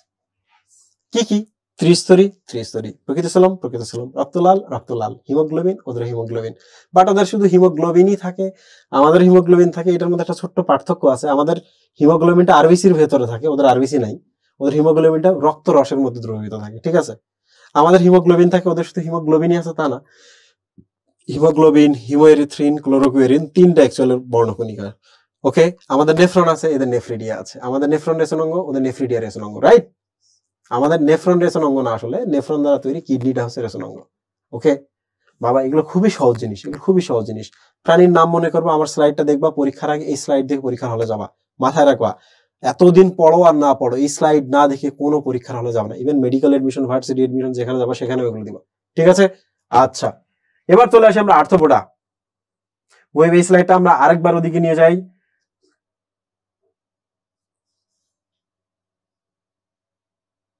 ওকে, তাহলে আমাদের এই যে পরে চলে আসতেছে আর্থপোডা। এই আর্থপোডা খুবই সহজ। আর্থপোডা সম্পর্কে তোমরা সবাই জানো। আর্থপোডা আমি কি পড়াবো, তবু দুই একটা লাইন আমি তোমাদের একটু দেখিয়ে দিই, যে জিনিসগুলো কোনোভাবে মিস করবে না। সেটা হলো মালপিজিয়ান নালিকা, রেসোনং, এটা মিস করা যাবে না। এদের বহি কাইটিনটাকে কিন্তু খুবই শক্ত, কাইটিন বা কঠিন, এই দেখো বারবার আসতেছে কাইটিন বা কঠিন। কঠিন দিয়ে তো হাড্ডির মতো একটা আবরণ তৈরি হবে, বহিকঙ্কাল, রাইট মুহিব? এইটা পড়া খুব জরুরি। আর এই যে রক্ত সংবহন তন্ত্র উন্মুক্ত, এইটা পড়া খুব জরুরি। আর বাকি যে জিনিসগুলো আছে এগুলো অটোমেটিকলি আসে, এগুলো তোমরা এমনিই পারবা, ওগুলো তো তোমার আটকাবে না। তাহলে আমরা চলে আসি এক এক করে। কয়েকটা জিনিস আমি তোমাদের বলি। আর্থপোডা আমি আমার স্টুডেন্টকে এইভাবে বলি, হিমু রূপাকে টাসকি মারলো। ট্রিক দিচ্ছি না, আমি সব লিখবো না এখানে। হিমু রূপাকে টাসকি মারলো। এই বলতো মারলো মানে কি? মালপিজিয়ান নালিকা না, রেসোনঙ্গ? মালপিজিয়ান বডি দিবা না, আবার মালপিজিয়ান বডি কিন্তু আর্থপোডায় থাকে, আমাদের থাকে, সরি কোয়াড্রাটায় থাকে বা আমাদের থাকে। মালপিজিয়ান নালিকা, এই শব্দটার দিকে ভালো করে দেখো, মালপিজিয়ান নালিকা। ওকে, এবার চলে আসি। হিতে হচ্ছে হিমোসিল, হিমোসিল বা হচ্ছে রক্ত। এটা কিন্তু হিমোসিল বলতে অ্যাকচুয়ালি উন্মুক্ত রক্ত সংবহন বোঝায়। ওকে, মুতে মুখপাঙ্গ, রুতে এদের রূপান্তর দেখা যায়। ওই দেখছো না, অসম্পূর্ণ এবং অসম্পূর্ণ রূপান্তর। রূপান্তরের ইংলিশ কি? মেটামরফোসিস। তারপর আবরণ, আবরণ, আবরণ কিন্তু কিউটিকল। আর কেতে হচ্ছে কাইটিন, কাইটিন মানে কঠিন, তার মানে বহি কঙ্কাল। ডান, দেখছো? আর্থপোডা ডান, আর্থপোডা ডান। এখানে আসো, আবার রিভিশন হয়ে যাবে, রিভিশন হয়ে যাচ্ছে। আর্থপোডা পরের প্রাণীদের দেখো, এরা সংখ্যায় পৃথিবীতে প্রথম। আর্থপোডা মানে হচ্ছে সন্ধিপদী, তাহলে সন্ধিপদী এনিমেল এরা। আর কি? মালপিজিয়ান নালিকা হচ্ছে রেসোনঙ্গ। রক্ত সংবহন কি? রক্ত সংবহন বা হিমোসিল উন্মুক্ত। বাকিগুলো পারবা, আর তেমন কিছু এখানে দেওয়া নাই। এরপরে আমরা চলে আসবো একাইনোডার্মাটা। ক্লিয়ার? আবার আমরা ওই স্লাইডটা একটু নিচে নিয়ে যাই, পরেরটাতে নিয়ে গেলাম। This is Echinodermata. দেখো, দিস ইজ একাইনোডার্মাটা। একাইনোডার্মাটা খুবই মজার জিনিস। তাই তো, দেখো, একাইনো মানে হচ্ছে কাটা, আর ডার মানে হচ্ছে ত্বক। তাহলে বলো তো কোন প্রাণীদের ত্বকে কাটা আছে? এই যে দেখো, ত্বকের মধ্যে এরকম কাটা কাটা কাটা কাটা আছে, ধরতে গেলে কিন্তু খবর হয়ে যাবে। এগুলো কিন্তু তাদের প্রোটেকশন। ওকে, তাহলে কন্টক ত্বক বিশিষ্ট প্রাণীর নাম কি? একাইনোডার্মাটা। ক্লিয়ার? তোমরাই বলো তো, এটা যদি আমি সমান ভাগে কাটতে চাই, সমান ভাগে যদি কাটতে চাই, তাহলে মাঝখানে একটা কেন্দ্র লাগবে, ব্যাসার্ধ বরাবর, ব্যাসার্ধ বরাবর, ব্যাসার্ধ, ব্যাসার্ধ, ব্যাসার্ধ, মানে ওরিও বা রেডিয়াল বা ব্যাসার্ধ। তাহলে বলো তো এটার প্রতিসম্যতা কোন ধরনের হচ্ছে? পঞ্চ ওরীয় প্রতিসম্যতা না? বলো, পঞ্চ ওরীয় প্রতিসম্যতা কি? না। তাহলে আমরা দেখলাম দেহ কণ্টকময়, পঞ্চ ওরীয় প্রতিসম্যতা আসে। বাট এরা যখন ছোট থাকে, বলছে এরা আসলে দ্বিবার্ষিক প্রতিসম্যতা ছিল লার্ভা অবস্থায়। তো যাই হোক, পঞ্চ ওরীয় প্রতিসম্য।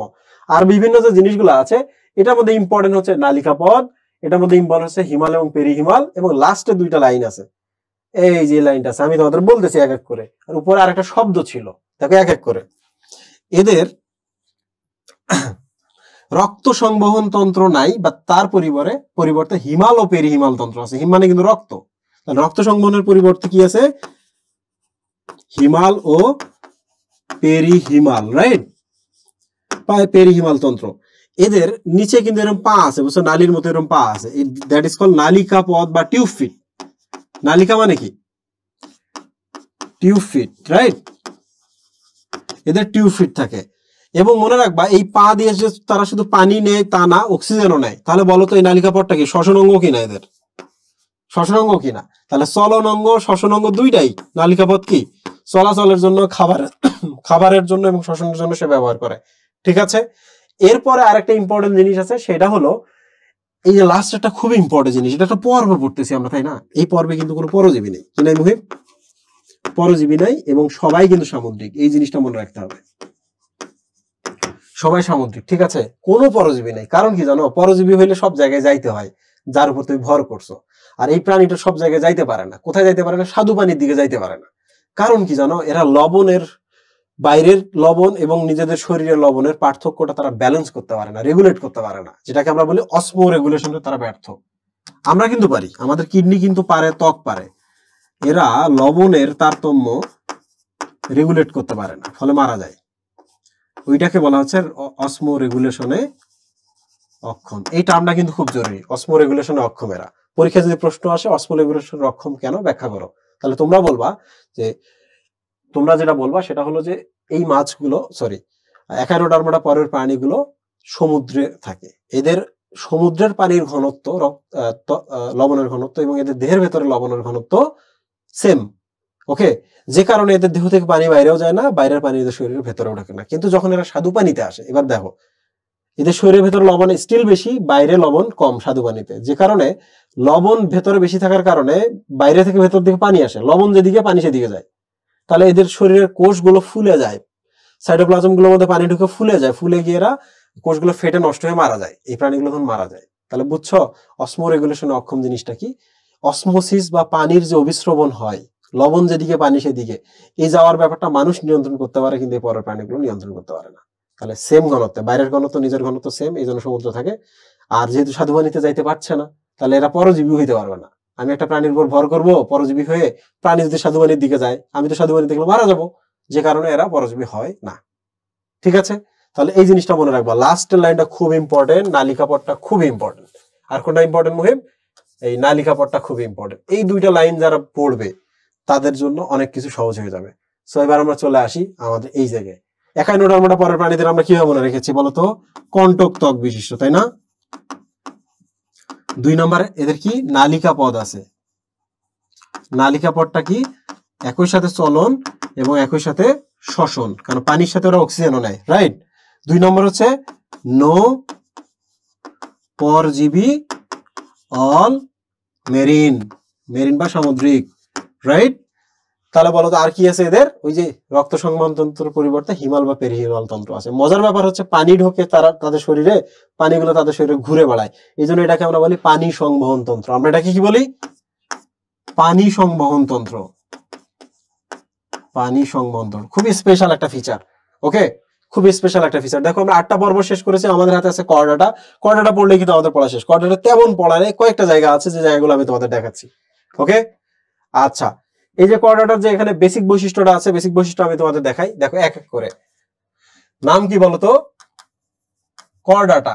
নাম দেখে মনে হচ্ছে এদের কর্ড আছে। তাহলে 2 ধরনের কর্ড আছে, একটা হলো নটোকর্ড আর একটা হলো নার্ভ কর্ড। দেখছো? তাহলে বলতো কর্ডাটা কেন বলা হয়? তাহলে বলবা এদের ভ্রূণ দশায় কর্ড থাকে। কি কর্ড? নটোকর্ড এবং নার্ভ কর্ড থাকে, যে কারণে এদেরকে আমরা করডাটা বলি। ঠিক আছে, নটোকর্ড এবং নার্ভ কর্ড। তো নটোকর্ড এবং নার্ভ কর্ডের মধ্যে একটা পার্থক্য আছে। দেখো, যেটা নটোকর্ড সেটা কিন্তু এরকম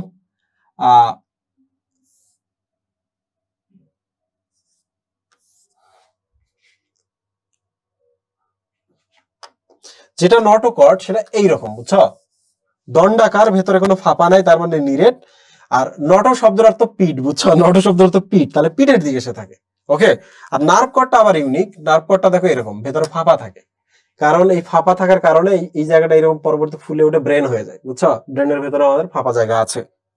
তাহলে এবার বলো তো নটোকর্ড কেন, এদের কেন কর্ডাটা বলে? ভ্রূণ অবস্থায় এদের 2 ধরনের কর্ড থাকে, নটোকর্ড এবং নার্ভ কর্ড। নটোকর্ডটি পৃষ্ঠীয়, পিঠের দিকে থাকে এবং ভেতরে ফাঁপা নাই বা নিরেট, তাহলে দণ্ডের মতো। আর নার্ভ কর্ডটি কেমন? ভেতরে ফাঁপা থাকে, তার মানে এটি নলাকার। ওকে, তাহলে আমাদের করডাটা পর্বের কিন্তু পড়া শেষ। এখানে 2-3টা ইনফরমেশন আছে যে জিনিসটা আমাদের জানতে হবে। সেটা হলো গলবিলীয় ফুলকারন্ধ্র। মানুষ নিজেও কিন্তু যখন মায়ের পেটে ছিল, বুঝছো, মানুষেরও কিন্তু গিল স্লিট ছিল। তোমরা কি জানো এই গিল স্লিটটা এখন কোথায় আছে বড় হওয়ার পরে? এই গিল স্লিটটা আমাদের এই যে ভেতরে ইউস্টেশিয়ান নালীটা, বুঝছো? সো গলবিলীয় ফুলকারন্ধ্র থাকে কখন? ছোটবেলায়। কাউরে ক্ষেত্রে আজীবন থাকে, যেমন মাছ। আর কাউরে কাউরে বিলুপ্ত হয়ে যায়, কাদের? মানুষ, রাইট? অ্যান্ডোস্টাইল, এই যে দেখো এখানে একটা পাইপের মতো ছিল, বুঝছো, যেটা থেকে মিউকাস ক্ষরণ হয়। ওইটা ছোটবেলায় ছিল, এখন আর কিন্তু নাই। কিছু কিছুদের থাকে, কিছু কিছুদের থাকে না, আমাদের নাই। তাহলে আমাদের অ্যান্ডোস্টাইলটা কই গেল? আমাদের অ্যান্ডোস্টাইল থাইরয়েড গ্রন্থিতে পরিণত হয়েছে, থাইরয়েড গ্রন্থিতে পরিণত হয়েছে। ঠিক আছে, তাহলে এন্ডোস্টাইল থাইরয়েড গ্রন্থি, ভালো করে দেখো, নট তরুণাস্থি, গ্রন্থি। ওকে, আচ্ছা এবার দেখো পায়ু উত্তর পেশল লেজ, লেজটা পেশি দ্বারা তৈরি এবং পায়ু যেখানে শেষ তারপরে তৈরি হয়। গরু ছাগলের ক্ষেত্রে দেখো তাদের শরীরের পেছনে পায়ু থাকে, তার উপরে একটা লেজ থাকে, পেশল লেজ। পরিপাকতন্ত্র, আমাদের পরিপাকতন্ত্র কিন্তু সম্পূর্ণ। সম্পূর্ণ পরিপাকতন্ত্র কাদের বলে? দুইটা জিনিস মানলেই সেটা সম্পূর্ণ পরিপাকতন্ত্র, ঠিক আছে? সম্পূর্ণ পরিপাকতন্ত্র কি জিনিস? পরিপাকতন্ত্র একটা হলো পরিপাকের জন্য নালী থাকবে এবং পরিপাকের জন্য গ্রন্থি থাকবে। আমাদের তো পরিপাকের জন্য নালীও আছে, গ্রন্থিও আছে। এই যে পাইপটা পরিপাকের নালী। গ্রন্থি কোনগুলা? এই যে লালা গ্রন্থি, পাকস্থলী একটা গ্রন্থি, অগ্নাশয় একটা গ্রন্থি, আমাদের লিভার গ্রন্থি, তাই না? আর এই পাশে দেখো রক্ত সংবহন তন্ত্র। বলো তো আমাদের রক্ত সংবহন কি? বদ্ধ। মানে আমাদের রক্ত সব সময় বদ্ধ, মানে কি? রক্তগুলো বন্দী থাকে কোথায়? হৃৎপিণ্ডের ভেতরে রক্ত থাকে, রক্তনালীর ভেতরে রক্ত থাকে। এই রক্তগুলো বাইরে কখনো আসে না। তাহলে আমাদের বদ্ধ সংবহন তন্ত্র, তাই না? আমাদের কি হিমোগ্লোবিন আছে কিনা? আমাদের হিমোগ্লোবিন আছে, রক্ত লাল। তাহলে আমাদের হিমোগ্লোবিন কোথায় থাকে? আরবিসির ভেতরে থাকে। এই যে দেখো হিমোগ্লোবিনের কথা এখানে বলছে। আর লাস্টেরটা কি? হৃৎপিণ্ডের অবস্থান। আমাদের হৃৎপিণ্ডের সামনে। তোমরা কি জানো কেন এটার অবস্থানের কথা বলছে? কারণ ঘাস ফড়িং এর ক্ষেত্রে হৃৎপিণ্ড পেছনে, স্নায়ু আগে। আর আমাদের ক্ষেত্রে কি দেখো, সামনের হৃৎপিণ্ড, স্নায়ু পেছনে। মেরুদণ্ডের ভেতরে কিন্তু স্নায়ু থাকে। পার্শ্বপদ, তুমি বলো আমি যদি 4 পায়ে হাঁটাহাঁটি করি, তাহলে আমাদের যদি এটা মিড লাইন হয়, এই পাশে একটা পা না, এই পাশে এটা একটা পা না, মিড লাইন যদি হয় এই পা এইদিকে, এই পা এইদিকে, ঠিক কিনা? দিজ আর কল পার্শ্বপদ। লাস্টের দেখো খণ্ডকায়ন। আমাদের খণ্ডকায়ন কিন্তু অ্যাকচুয়ালি সিলম পর্যন্ত বা ভেতর পর্যন্ত পৌঁছায় না। এই কথাটা এক্সপ্লেইন করার এখানে সুযোগ নাই, নইলে আমি এটা পড়াইতাম। আমাদের কিন্তু খণ্ডকায়ন আছে, বাইরে থেকে কিন্তু বুঝতে পারতেছি না খণ্ডকায়ন কোথায়। স্ক্রিনটা তুলে ফেলো, দেখবা এখানে একটা হাড্ডি, হিউমেরাস শেষ, তারপর নতুন হাড্ডি শুরু হয়েছে, মাঝখানে খণ্ড আছে কিনা? তাহলে আমাদেরও খণ্ডকায়ন আছে, কিন্তু এটা দেখা যায় না, অভ্যন্তরীণ খণ্ডকায়ন। আমাদের মেরুদণ্ডের খণ্ড দেখা যাচ্ছে? যাচ্ছে না। আমাদের মেরুদণ্ড কয় খণ্ডে বিভক্ত? 33টা খণ্ডে বিভক্ত। বাইরে থেকে যেহেতু দেখা যাচ্ছে না, তার মানে আমাদের খণ্ডকায়ন কি? অভ্যন্তরীণ খণ্ডকায়ন বা ইন্টারনাল সেগমেন্টেশন। ক্লিয়ার? শেষ। সো আমরা এটা শেষ করলাম। এটা আমরা এক কাজ করি, ওই ছকের মধ্যে দিয়ে দিই। দেখো কর্ডাটা, দেখো এটা দিয়ে শেষ কিন্তু। ওকে, কি কি? নোটোকর্ড, আর কি থাকে? নার্ভ কর্ড, আর কি থাকে? এন্ডোস্টাইল, যেটা থাইরয়েড গ্রন্থিতে পরিণত হয়। পায়ু উত্তর পেশল লেজ থাকে, বদ্ধ সংবহন থাকে আমাদের, ফুলকারন্ধ্র থাকে, এবং সবগুলো কিন্তু ছোটবেলায় থাকে, বড় হলে থাকতে পারে, নাও থাকতে পারে। তাহলে বৈশিষ্ট্যগুলো কখনকার? বৈশিষ্ট্যগুলো কিন্তু ছোটবেলার, ভ্রূণ অবস্থার। ক্লিয়ার? সো এবার চলে আসি আমরা হচ্ছে শেষ। এই যে দেখো তো এখানে একটা ছক আছে, বুঝছো? আমি যেগুলো পড়াইলাম দেখো তো কোনোটা মিস হয়েছে কিনা। পরিফেরা যখন পড়াইছি, অস্টিয়া, কোয়ানোসাইট, নালীতন্ত্র, এটা এটা তখন দেখায় নাই। স্পিকিউল স্পন্দিন পড়াইছি। নিডারিয়া দেখো 2 ধরনের ত্বক, মাঝখানে মেসোগ্লিয়া, নেমাটোসিস, নিডোসাইট এবং সিলেন্টার পড়াইছি না? প্লাটিহেলমিনথেসে দেখো কিউটিকুলার এপিডার্মিস আছে, শিখা কোষ আছে, পড়াইছি না? নেমাটোডার ক্ষেত্রে কি আমি পড়াইছি কিনা দেখো, এই যে ইলাস্টিন নির্মিত কিউটিকল এবং এটা পুরো কিউটিকল, রাইট? মলাস্কার ক্ষেত্রে কি আমি মেন্টল নামক পর্দার কথা পড়াইছি না? এবং তাদের হচ্ছে পৌষ্টিক নালী, পেঁচানো ইত্যাদি ইত্যাদি লাগবে না। আপেল শামুকের বৈজ্ঞানিক নামটা একটু দেখবা, চোখ কৃমির বৈজ্ঞানিক নাম, গোল কৃমির বৈজ্ঞানিক নাম একটু দেখিও। এনিরিডার ক্ষেত্রে বলো তো আমি তাদেরকে খণ্ডকায়ন পড়াইছি না? ওই যে সেগমেন্ট সেগমেন্ট সেগমেন্ট থাকে। প্যারাপোডিয়া বা সিটির কথা বলছি না? নেফ্রিডিয়া নামক রেশন অঙ্গ, যেটা একটা সেগমেন্টাল অর্গান, বিভিন্ন সেগমেন্টে থাকে, বলছি না? আর্থ্রোপোডার ক্ষেত্রে আমি কি বলছি না? কাইটিন নির্মিত বহিঃকঙ্কাল, এদের হিমোসিল থাকে, এটা উন্মুক্ত রক্ত সংবহন তন্ত্র। একাইনোডার্মাটার ক্ষেত্রে কি দেহ কণ্টকময়, বলছি না? এদের পানি সংবহন থাকে, ওই যে হিমাল এবং পেরিহিমাল তন্ত্রের কথা বললাম না? তারপর এদের নালিকাপথ কি চলন অঙ্গ না এবং শ্বসন অঙ্গ কিনা, পড়ছে কিনা? তার মানে যে জিনিসগুলো এখানে পড়তে হবে সব দেওয়া আছে। কর্ডাটার ক্ষেত্রে এই যে দেখো নডোকর্ড থাকে, স্নায়ুরজ্জু বা নার্ভ পট থাকে, এবং ফুলকারন্ধ্রের কথা, পায়ুত্তর পেশল লেজ, এগুলোর কথা বলছি না? তারপর সব কমন পড়ে গেল। আচ্ছা এবার চলে আসি আমরা ইউরোকর্ডাটা, তারপর আছে হচ্ছে সেফালোকর্ডাটা, এন্ড দেন আছে হচ্ছে ভার্টিব্রাটা। এখানে চলে আসি আমাদের হোয়াট ইজ ইউরোকর্ডাটা। এটা কিন্তু মনে রাখবা কর্ডাটার উপপর্ব।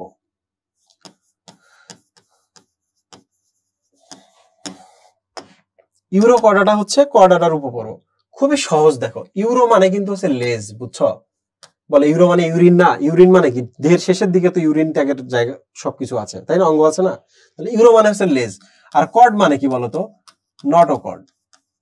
তাহলে আমি এই প্রাণীটার একটা ছবি অ্যাড করে দেখো, ছোটবেলায় না এরা এই যে এরকম থাকে, এটা একটা ছোটবেলায়, জাস্ট বড় হইলে এদের চেহারাটা এই যে এরকম হয়ে যায়, জাস্ট বড় হইলে এরকম হয়ে গেল। তাহলে দেখো তো এক এক করে, ছোটবেলায় এদের নটোকর্ডটা এই যে এই জায়গায় থাকে, লেজেই সীমাবদ্ধ থাকে। যখন এরা বড় হয়ে যায় তখন এই লেজটা তাদের কেটে যায়, লেজটা থাকে না। তখন কি লেজটা খসে গেলে কি হবে মুহিম, আর কোনো এদের হচ্ছে নটোকর্ড পাবো আমরা? তাহলে মনে রাখবা ইউরোকর্ডাটা শব্দের অর্থ হলো যাদের নটোকর্ডটা লেজে থাকে, কখন ভ্রূণ অবস্থায়, পরিণত অবস্থায় থাকে না। এটা খুব ভালো করে মনে রাখতে হবে। তাহলে এক এক করে এখন আমরা দেখি এখানে কি কি পড়তে হবে। এই লার্ভা দশাটা দেখে দেখো তো, এই লার্ভাটা দেখে কি মনে হচ্ছে, মাথা বড় লেজ ছোট কিনা? এই ধরনের লার্ভাকে বলা হয় ট্যাডপোল লার্ভা। কি বলে মুহিম? যাদের মাথা বড় লেজ ছোট, যেমন ব্যাঙ্গেল লার্ভা একটা ট্যাডপোল লার্ভা। ক্লিয়ার? 2 নম্বর বলো তো, এই লার্ভাটা কি সচল কিনা, মুক্ত সাঁতারু কিনা? আছে। এবং এই সময় কি তাদের নটোকর্ড আছে কিনা? একটু খেয়াল করে দেখো, এই জায়গায় কিছু নাই, না লেজ আছে না সচলতা আছে। যেহেতু বয়স হয়ে গেল, বড় হইল, উন্নত হওয়ার কথা কিন্তু উন্নত হইল না, উল্টা কি হইলো, উল্টা দিকে গেল, অনুন্নত হয়ে গেল, তাদের সচল হওয়ার চলাচলের ক্ষমতাটা হারিয়ে গেছে কিনা মুহিম? তাহলে এই ধরনের উন্নতিকে বলা হয় উল্টার উন্নতি বা রেট্রোগ্রেসিভ মেটামরফোসিস। কি বলে মুহিম? রেট্রোগ্রেসিভ। এটা কিন্তু পরীক্ষায় আসবে, মেটামরফোসিস। মেটামরফোসিস, এই দেখো রেট্রো মানে কিন্তু উল্টা, রেট্রো মানে উল্টা, তাহলে উল্টা দিকে তাদের, মেটা মানে চেঞ্জ আর মরফো মানে ওই যে রূপ বা আকার আকৃতি, তাহলে তাদের আকার আকৃতি চেঞ্জ হয় উল্টা দিকে। হওয়ার কথা ছিল ছোটবেলায় এরকম থাকবে, বড় হলে চলাচল করতে পারবে, তা না, ঠিক কিনা? তাহলে পরীক্ষায় আসবে রেট্রোগ্রেসিভ মেটামরফোসিস কি জিনিস, যেটার বাংলা হচ্ছে প্রতীপ রূপান্তর। প্রতীপ মানে হচ্ছে উল্টা দিকে, উল্টা রূপান্তর। ক্লিয়ার? আর এদের লার্ভাকে আমরা কি বলবো? এদের লার্ভাকে আমরা বলবো হচ্ছে, এখানে দেওয়া নাই, অন্য জায়গায় দেওয়া আছে, লার্ভাটার নাম হচ্ছে এই যে দেখো ট্যাডপোল লার্ভা বলা হয়। ক্লিয়ার? ইন্টারেস্টিং একটা জিনিস দেখো, এদের একটা ইন্টারেস্টিং জিনিস হচ্ছে এদের টিউনিসিন, টিউনিক বা টিউনিকেটা, এই ধরনের কিছু কথা আছে। আমি তোমাদের বলি, যে প্রাণীগুলা ইউজুয়ালি স্থির থাকে তাদের কিন্তু কাভার নিয়ে আমাদের কথা বলতেই হবে, আবরণ নিয়ে আমাদের কথা বলতেই হবে। এদের বাইরে একটা আবরণ থাকে, পাতলা আবরণ, যেহেতু এটার নাম হচ্ছে টিউনিক। ভালো করে দেখো, আবরণটার নাম কি? টিউনিক। যে কেমিক্যালটা দিয়ে আবরণটা তৈরি, তোমরা কি জানো? ওটার নাম টিউনিসিন। টিউনিসিন। তাহলে দেখো, আবরণের নাম টিউনিক, মানে আবরণের নাম টি শার্ট, আবরণের নাম টি শার্ট। আর টি শার্টটা যে উপাদান দিয়ে তৈরি তার নাম হচ্ছে এটা, ওকে, টি শার্ট উপাদান, লাইক দ্যাট। আবরণ এটা হচ্ছে উপাদান। তোমরা কি জানো এই টিউনিসিন কিন্তু সেলুলোজের মতো। আচ্ছা, প্রাণীতে তো সেলুলোজ আসার কথা ছিল না, উদ্ভিদে সেলুলোজ থাকবে। তো প্রাণীতে যদি সেলুলোজ আসে তাহলে মনে রাখবা এই সেলুলোজকে বলা হয় প্রাণীর সেলুলোজ। পরীক্ষায় আসতে পারে কোনটি প্রাণীর সেলুলোজ? টিউনিসিন। টিউনিসিন নির্মিত আবরণকে বলা হয় টিউনিক। তাহলে বলো তো কোন উপপর্বের প্রাণীদের টিউনিক নামক পর্দা থাকে? ইউরোকর্ডাটা। ঠিক আছে, ইউরোকর্ডাটা। তাহলে বলো তো যে সকল প্রাণীদের এই টিউনিক নামক পর্দা থাকবে তাদেরকে আমরা টিউনিকেটা বলবো না? Arthropoda, Tunicata, right? যাদের থাকে তাদেরকে বলবো টিউনিকেটা। কি থাকে? টিউনিক থাকে। টিউনিক কি দ্বারা তৈরি? টিউনিসিন দ্বারা তৈরি। টিউনিসিন কি? সেলুলোজের মতো, প্রাণীর সেলুলোজ বলে। ঠিক আছে, ওকে। এবার আমরা আরেকটা জিনিসে চলে আসি, সেটা হলো এই পরের প্রাণীদের কিন্তু একটা সাইফন বা নল থাকে। এই যে দেখছো এটা, এদের দেহে যখন পানি ঢোকে, প্রসারিত হওয়ার সাথে সাথে নল দিয়ে পানি বের হয়ে যায়, দ্যাট ইজ কল সমুদ্রের ফোয়ারা। তাহলে এই পর্বের প্রাণীদের বলা হয় সমুদ্রের ফোয়ারা। ক্লিয়ার? সি স্কোয়াড বা সমুদ্রের ফোয়ারা। ডান। আচ্ছা, এখানে যদি তুমি আরেকটা কিছু পড়তে চাও তাহলে আমি তোমাকে বলবো রিভার্স পেরিস্টালসিসটা দেখো। কি দেখবা? Reverse peristalsis. রিভার্স মানে যাচ্ছিল আবার ফিরে আসছে, ঠিক কিনা? উল্টা হয়ে আসছে। তাহলে পেরিস্টালসিস মানে সংকোচন প্রসারণ। তো এদের যে হৃৎপিণ্ড বা রক্ত সংবহনতন্ত্র আছে, আমাদের রক্ত চাপ দিলে যায়, হৃৎপিণ্ড যদি আমি খুলে ফেলি রক্ত আর ফিরতে পারে না, কারণ কবাটিকা আছে কিংবা অন্য কোনো কারণ আছে, তাই না? কবাটিকা আছে। তো এদের রক্ত চাপ দিলে যায়, খুললে আবার আসে, যায় আসে, যায় আসে। তো এই ধরনের চলনকে বলা হয় রিভার্স পেরিস্টালসিস, মানে প্রত্যেকবার হৃৎপিণ্ডের সংকোচন মানে রক্ত প্রবাহের দিক উল্টা দিকে হয় প্রত্যেকবার প্রসারণের সময়। ঠিক আছে, রিভার্স পেরিস্টালসিস। সো আমরা ইউরোকর্ডাটা শেষ করেছি। এবার ইউরোকর্ডাটা নিয়ে আমি আরেকবার তোমাদের রিভিশন দিচ্ছি। ইউরোকর্ডাটা ভালো করে মনে রাখো। ইউরো মানে হচ্ছে লেজ, তার মানে যারা ভ্রূণ অবস্থায় লেজের দিকে নটোকর্ড ধারণ করে, তাহলে লেজটা যেহেতু খসে পড়ে যায় পরিণত হলে, তাহলে তাদের পরিণত অবস্থায় নটোকর্ড নাই। লেজ যখন ছিল তখন মাথা বড় লেজ ছোট, এই ধরনের লার্ভাকে বলে ট্যাডপোল লার্ভা। আর লেজ খসে গেলে সচল থেকে তারা পূর্ণাঙ্গ অবস্থায় নিশ্চল হয়ে যায়। এই যে উল্টা দিকে অবনতি হইলো, এটার নাম হচ্ছে রেট্রোগ্রেসিভ মেটামরফোসিস বা প্রতীপ রূপান্তর। প্রতীপ রূপান্তর থেকে কিন্তু প্রশ্ন আসবে। রিভার্স পেরিস্টালসিস কি জিনিস? প্রত্যেকবার রক্ত তার বিপরীত দিকে যায়, গতিপথের বিপরীত দিকে চলে আসে, রাইট? এদের আবরণটা কি দ্বারা তৈরি বলতো? টিউনিক, সরি, আবরণটার নাম কি? টিউনিক। আবরণের উপাদানটার নাম কি? টিউনিসিন। এটা কিসের মতো? সেলুলোজের মতো, এই জন্য এটাকে বলা হয় প্রাণীর সেলুলোজ, টিউনিসিনটা। আর টিউনিসিন দিয়ে কি তৈরি হলো? টিউনিক। যে সকল প্রাণীদের টিউনিক থাকে তাদেরকে আমরা বলবো টিউনিক। এটা ক্লিয়ার? এই সকল প্রাণীদের ফোয়ারার মতো কি পানি বের হয়, এই জন্য আমরা এই নলের নাম কিন্তু সাইফন, এবং এই পরের প্রাণীদের আমরা কিন্তু সাগর ফোয়ারা বা সি স্কোয়াড বলি। ক্লিয়ার? তো আমাদের কিন্তু কি শেষ হয়ে গেল? আমাদের ইউরোকর্ডাটা শেষ হয়ে গেল। সেফালোকর্ডাটা আমি 1 মিনিটের মধ্যে শেষ করে দিতে পারবো, ঠিক আছে? নামটা দেখো, এটাও কিন্তু কর্ডাটার একটা উপপর্ব, সেফালোকর্ডাটা। তাহলে কর্ডের কথা আছে, নটোকর্ডের কথা আছে, সেফালো মানে কিন্তু মাথা, বুঝছো? তাহলে আমি একটা পরের প্রাণীর ছবি অ্যাড করি, দেখো এটা একটা ধরা যাক প্রাণী, ওকে? তাহলে দেখো মাথায় নটোকর্ড আছে, অ্যাকচুয়ালি মাথা থেকে থাকলে লেজ পর্যন্ত থাকবে, ঠিক কিনা? তাহলে বলতো পরিণত হলে কি আর মাথা গায়েব হয়ে যায়? মাথা যদি গায়েব না হয়ে যায় তাহলে মাথার দিকে নটোকর্ডটা থেকে যাবেই কিনা? ইয়েস। তাহলে এই পরের প্রাণীদের ছোটবেলা বলো, মানে ভ্রূণ অবস্থা বলো আর পরিণত অবস্থা বলো, মাথা থেকে লেজ পর্যন্ত নটোকর্ডটা থেকে যায়। এই জন্য এদেরকে কি বলা হয়? মাথা গর্ডাটা বা সেফালোগর্ডাটা। ক্লিয়ার? তাহলে এই সকল প্রাণীদের বলা হবে সেফালোগর্ডাটা। এটা কয়েকটা জিনিস এখান থেকে শুধু জানতে হবে। দেখো এদের লেজটা কিন্তু এইরকম, বুঝছো? তাহলে বলো তো এই প্রাণীটাকে নিয়ে একটা কি বর্ষা বা বল্লমের মতো মনে হচ্ছে না? এই জন্য এই ধরনের প্রাণীকে বলা হয় বল্লম আকার প্রাণী। বল্লম আকার প্রাণী, অনেক জায়গায় বল্লমকে বলে ভল্লা, তাহলে ভল্লাকার প্রাণী। আর ইংলিশ হচ্ছে ল্যান্সেলেট। তাহলে এই তিনটা নাম আমাদের জানতে হবে, যে এই পরের প্রাণীদের বলা হয় বল্লম আকার প্রাণী বা ল্যান্সেলেট বা ভল্লাকার প্রাণী। ক্লিয়ার? যেহেতু এটা সেফালোকর্ডাটা, সেফালো মানে মাথা, তার মানে সেফালোকর্ডাটা, কর্ডটা বা নটোকর্ডটা মাথা থেকে লেজ পর্যন্ত থাকবে। মাথা যেহেতু গায়েব হয় না, তাহলে আজীবন এদের মাথা থেকে লেজ পর্যন্ত নটোকর্ড থাকবে। ক্লিয়ার? আর কি আছে এদের? দেখো যে মুখের দিকে এরকম কিছু আছে, বুঝছো? সিলিয়ার মতো কিছু দেখা যাচ্ছে মুখের দিকে, তার মানে এগুলোর নাম কি বলতো? ওরাল সিরি বলবো না আমরা এদেরকে। আর এখানে তাহলে আরেকটা জিনিস থাকবে, ওরাল হুড। তাহলে এই জিনিসটা মনে রাখবো, এদের ওরাল হুড এবং ওরাল সিরি থাকে। আর কিছু নাই। আরেকটা জিনিস আছে, এদের পেশিগুলো এই যে এরকম, বুঝছো?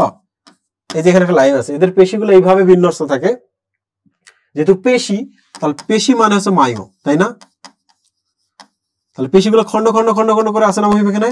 তাহলে খন্ড মানে হচ্ছে টোম। তাহলে বলতো এইভাবে থাকা এইগুলোকে আমরা কি বলবো? মায়োটোম বা পেশিখণ্ড। আমি আরেকবার চলে আসি, দিস ইজ সেফালোকর্ডাটা। সেফালো মানে হচ্ছে মাথা, তার মানে এদের মাথা থেকে লেজ পর্যন্ত নটোকর্ড থাকবে।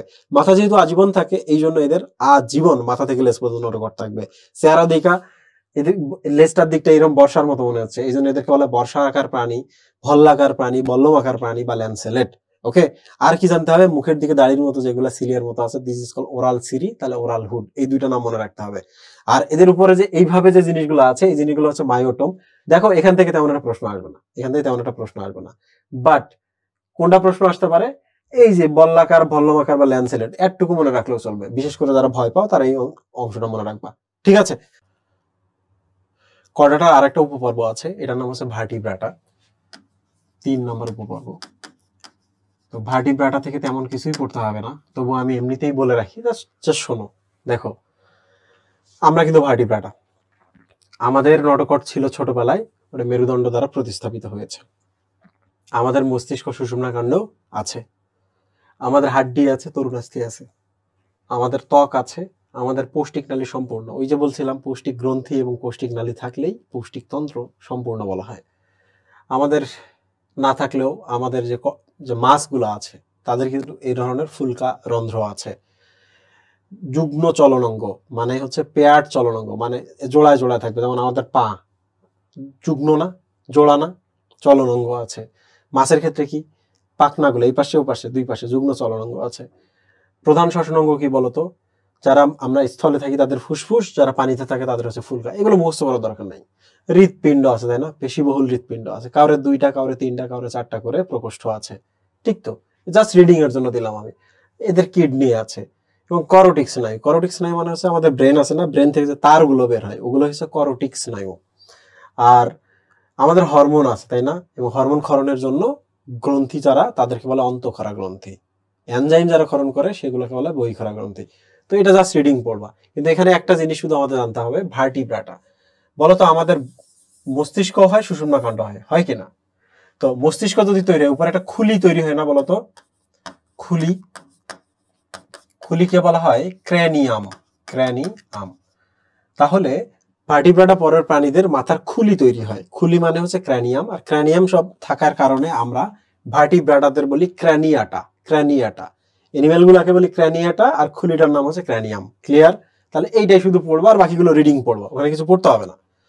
এবার চলে আসি আমরা মাছ। দেখো এখানে এক ধরনের মাছ আছে, মাছ আছে, এখানে মাছ আছে, মাছ আছে, এখানে মাছ আছে। তাহলে এই 3টা মাছ আমরা একসাথে পড়বো, ঠিক আছে? সব পড়ার দরকার নাই। তাহলে প্রথম যেটা ছিল সেটার নাম হচ্ছে কন্ড্রিকথিস। কন্ড্রিকথিস, থিস মানে কিন্তু ফিশ, থিস মানে ফিশ। তারপর হচ্ছে অ্যাক্টিনোপটেরিজি, অ্যাক্টিনোপটেরিজি। আর একটা হচ্ছে সার্কোপটেরিজি। কি পড়তে হবে এখান থেকে? খুবই সহজ। দেখো কন্ড্রিকথিস কিন্তু হাঙ্গর, তাহলে আমি উদাহরণ দেই তাহলে বুঝতে পারবা। অ্যাক্টিনোপটেরিজি কি? অ্যাক্টিনোপটেরিজি হচ্ছে রুই মাছ, ইলিশ মাছ এগুলা। আর সার্কোপটেরিজি অনেকটা হচ্ছে টাকি মাছের মতো, বুঝছো? এটার নাম আমরা একটা দিই লাটিমারিয়া। এই নামটা কিন্তু মনে রাখবা, পরীক্ষায় কিন্তু আসছিল একবার যে সার্কোপটেরিজির একটা প্রাণীর নাম লিখো, লাটিমারিয়া। তো 3টার ছবি দিলাম, এখন দেখো পার্থক্যগুলো পড়া খুব সহজ। তাহলে প্রথমে আমাদের জানতে হবে লেজ। দেখো, দেখছো লেজ একটা বড় আর একটা ছোট, এই ধরনের লেজকে বলা হয় হেটারো সার্কাল। হেটারো, হেটারো শব্দের অর্থ হচ্ছে ভিন্ন। এটা এক ধরনের দেখতে, এটা আর বড়, ঠিক আছে? আর সার্কি মানে হচ্ছে লেজ, সেখান থেকে সার্কাল কথাটা আসে। তাহলে কন্ড্রিকথিসের লেজ হচ্ছে হেটারো সার্কাল। অ্যাক্টিনোপটেরিজির লেজ কিন্তু দেখো সমান সমান, তাই না? This is call homocercal, homocercal. আর এদের লেজটা কিন্তু দেখো 2টা একসাথে হয়ে গেছে, দেখছো? এটাকে বলা হচ্ছে ডাই। ডাই মানে হচ্ছে 2, এই পার্ট আর এই পার্ট। ডাই ফি, ফি মানে হচ্ছে বৃদ্ধি, মানে একসাথে বৃদ্ধি হয়েছে, যুক্ত হয়ে গেছে। ডাই ফি সার্কাল মানে হচ্ছে লেজ। তাহলে এদের লেজ হচ্ছে 2টাই যুক্ত হয়ে গেছে। তাহলে লেজটা খুব জরুরি, পরীক্ষায় এমসিকিউ আসবে এবং রিটেনে পার্থক্য আসবে। লেজ যদি হয়ে যায়, এবার অন্তকঙ্কালে চলে আসি। আরে অন্তকঙ্কাল মানে কাঁটাগুলোর কথা বলে, কাঁটা, বুঝতে পারছো? ভয় পাবা না, এটার অন্তকঙ্কাল কিন্তু তরুণাস্থি। তার মানে হাঙ্গর এত পাওয়ারফুল, হাঙ্গর এত ভয়ঙ্কর, কিন্তু ভেতরে কিন্তু হাড্ডি নাই, সব তরুণাস্থি। কিন্তু অ্যাক্টিনোপটেরিজি রুই মাছ, রুই মাছের হাড্ডিগুলো কি শক্ত না? তাহলে এটাকে আমরা বলি অস্থিময়, অস্থিময়। আর সার্কোপটেরিজির হাড্ডিও কিন্তু অস্থিময়, কারণ এইটা তরুণাস্থি, এটা অস্থি, এর থেকে এটা যেহেতু উন্নত, তাহলে অস্থি, তাই না? অস্থির উপরে তো আর কিছু নেই। লোহা আছে নাকি? আচ্ছা, লোহাময় লিখে দিও। এবার চলে আসে আরেকটা জিনিস, সেটা হচ্ছে আইস। এটা খুব গুরুত্বপূর্ণ জিনিস, আইস। ওকে, এদের আইসটা কিন্তু প্লাকের মতো, বুঝছো? এইরকম এরকম থাকে, এরকম প্লাকের মতো, এই জন্য এদের আইসকে বলে প্লাকয়েড। প্লাকয়েড, প্লাকয়েড মানে এই যে তীক্ষ্ণ আর কি, তীক্ষ্ণ। তাহলে এই হাঙ্গরের গায়ে তুমি যদি হাত দাও, প্লাকয়েড আইস কিন্তু বিদ্ধ হবা, ঠিক আছে? এবার আমরা অ্যাক্টিনোপটেরিজির কথা যদি চিন্তা করি, এদের আইসটা কিন্তু এই যে দেখো এরকম চিরুনির মতো হতে পারে, আর একটু এইরকম এইরকম হইতে পারে। তো যেটা এইরকম, এটাকে আমরা বলি হচ্ছে সাইকেল বা চক্রের মতো, বা সাইক্লয়েড, সাইক্লয়েড। আর এসিরুনির মতো যদি হয়, CTNOID, দিস ইজ টিনয়েড। টিন মানে CTEN, টিন মানে হচ্ছে চিরুনি, ওয়েড মানে মতো, দেখো এগুলো চিরুনির মতো, ঠিক আছে? আর এদের আইসটা কিন্তু একটু ডায়মন্ড শেপ, বা হচ্ছে উপরে এর আইসটা কিন্তু হচ্ছে মানে আমাদের মোবাইলে যেমন স্ক্রিন থাকে না, ক্রিস্টাল ক্লিয়ার স্বচ্ছ স্ক্রিন থাকে, কাচের স্ক্রিন, এদের আইসগুলো কিন্তু এরকম কাচের স্ক্রিনের মতো। এবং সমুদ্রে যে এরা থাকে, সে সমুদ্রের লবণ দিয়ে তৈরি হয়, এই জন্য এই আইসটা হলো গ্যানোয়েড। গ্যানোয়েড, দেখছো? গ্যানোয়েড। এখন মজার ব্যাপার, আর যে পার্থক্যগুলো আছে এই পার্থক্যগুলো দুই একটা পড়ে নিবা। যেমন আমি চলে আসি, দেখো এদের ফুলকা আবির্ভূত হয়েছে, রুই মাছে ফুলকা আছে না, তাহলে পরেরটা তো ফুলকা থাকবে, কিন্তু সামনে এটার কিন্তু ফুলকা নাই, তাহলে ফুলকা নাই, ফুলকা আছে, ফুলকা আছে। এবং বাকি যে পার্থক্যগুলো আছে তুমি একটু দেখে নিতে পারো, বাট এই জায়গাটা হলো সবচেয়ে ইম্পর্টেন্ট। অন্তত এই তিনটা যদি তুমি ছবি অ্যাড করতে পারো, এই তিনটা যদি ছবি দিতে পারো, ফুল মার্কস পেয়ে যাবা। ঠিক আছে, তাহলে আমাদের কিন্তু মাছ শেষ। এবার চলে আসি আমরা এমফিবিয়া। মাছ যখনই শেষ হয়ে যায়, মাছ তো মাটির উপরে উঠে আস, সরি এখানে আর কিছু ইনফরমেশন আবার দেওয়া লাগবে। কি কি ইনফরমেশন দেওয়া লাগবে দেখো, কন্ড্র মানে তরুণাস্থি, তাহলে তরুণাস্থিময় মাছ। অ্যাক্টিনোপটেরিজি, এটা ভালো করে দেখো, অ্যাক্টিন মানে কিন্তু সুতা, তো এদের যে আইস গুলো থাকে বুঝছো, এরকম কিন্তু কাটার মতো থাকে, দেখতে সুতা মনে হয়, বুঝছো। তাহলে এদের পাখনা যেগুলা, এই যে পাখনা যেগুলা, পাখনা কি রশ্মি বা রে মনে হচ্ছে না, সুতার মতো বা রে মনে হচ্ছে না, এই জন্য এদেরকে বলা হয় রে ফিন ফিশ। বাংলা কি বলবো, পাখনা রশ্মি যুক্ত মাছ, পাখনায় রশ্মি আছে এমন মাছ, রে ফিন ফিশ। দেখো সার্কো মানে হচ্ছে পেশি, বুঝছো, পেশি। আর টেরন মানে কিন্তু ডানা বা পাখনা, তাহলে এদের পাখনায় পেশি আছে। ঠিক আছে, তাহলে এখানে যেটা পাখনা থাকে, এই যে দেখো এই জায়গায় পেশি থাকার কারণে এটা একটু লোবের মতো হয়ে যায়। কি হয়ে যায়, লোবের মতো হয়ে যায়। তো এই জন্য দেখো এদের পাখনাগুলো দুই সাইডে থাকে, পাখনাগুলোর মধ্যে যে পেশি আছে, এরা কিন্তু পেশিগুলো কাজে লাগে মাটির উপরে উঠে আসতে পারে, বুঝছো, পানি থেকে মাটিতে এসে হাঁটাহাঁটি করতে পারে। তো এই জন্য এদেরকে বলা হয় পাখনা পেশিযুক্ত মাছ। তো পেশি থাকার কারণে পাখনাগুলো এরকম লোভ বা একটা খন্ডের মতো লাগে, এই জন্য এটাকে আরেকটা নাম হচ্ছে লোভ ফিন ফিশ, বুঝছো, বা পিণ্ডাকার পাখনা বিশিষ্ট মাছ। এদের পাখনায় পেশি থাকার কারণে পিণ্ডের মতো লাগে, পিণ্ডাকার পাখনা বিশিষ্ট মাছ। ঠিক আছে, তাহলে এটার নাম কি, পাখনা রশ্মিময়, এটা হচ্ছে পিণ্ডাকার পাখনা বিশিষ্ট। পাখনা রশ্মিময়কে ইংলিশে কি বলে, রে ফিন ফিশ। আর পিণ্ডাকার পাখনা যাদের থাকে তাদেরকে বলে লোভড ফিন ফিশ। ক্লিয়ার, ওকে।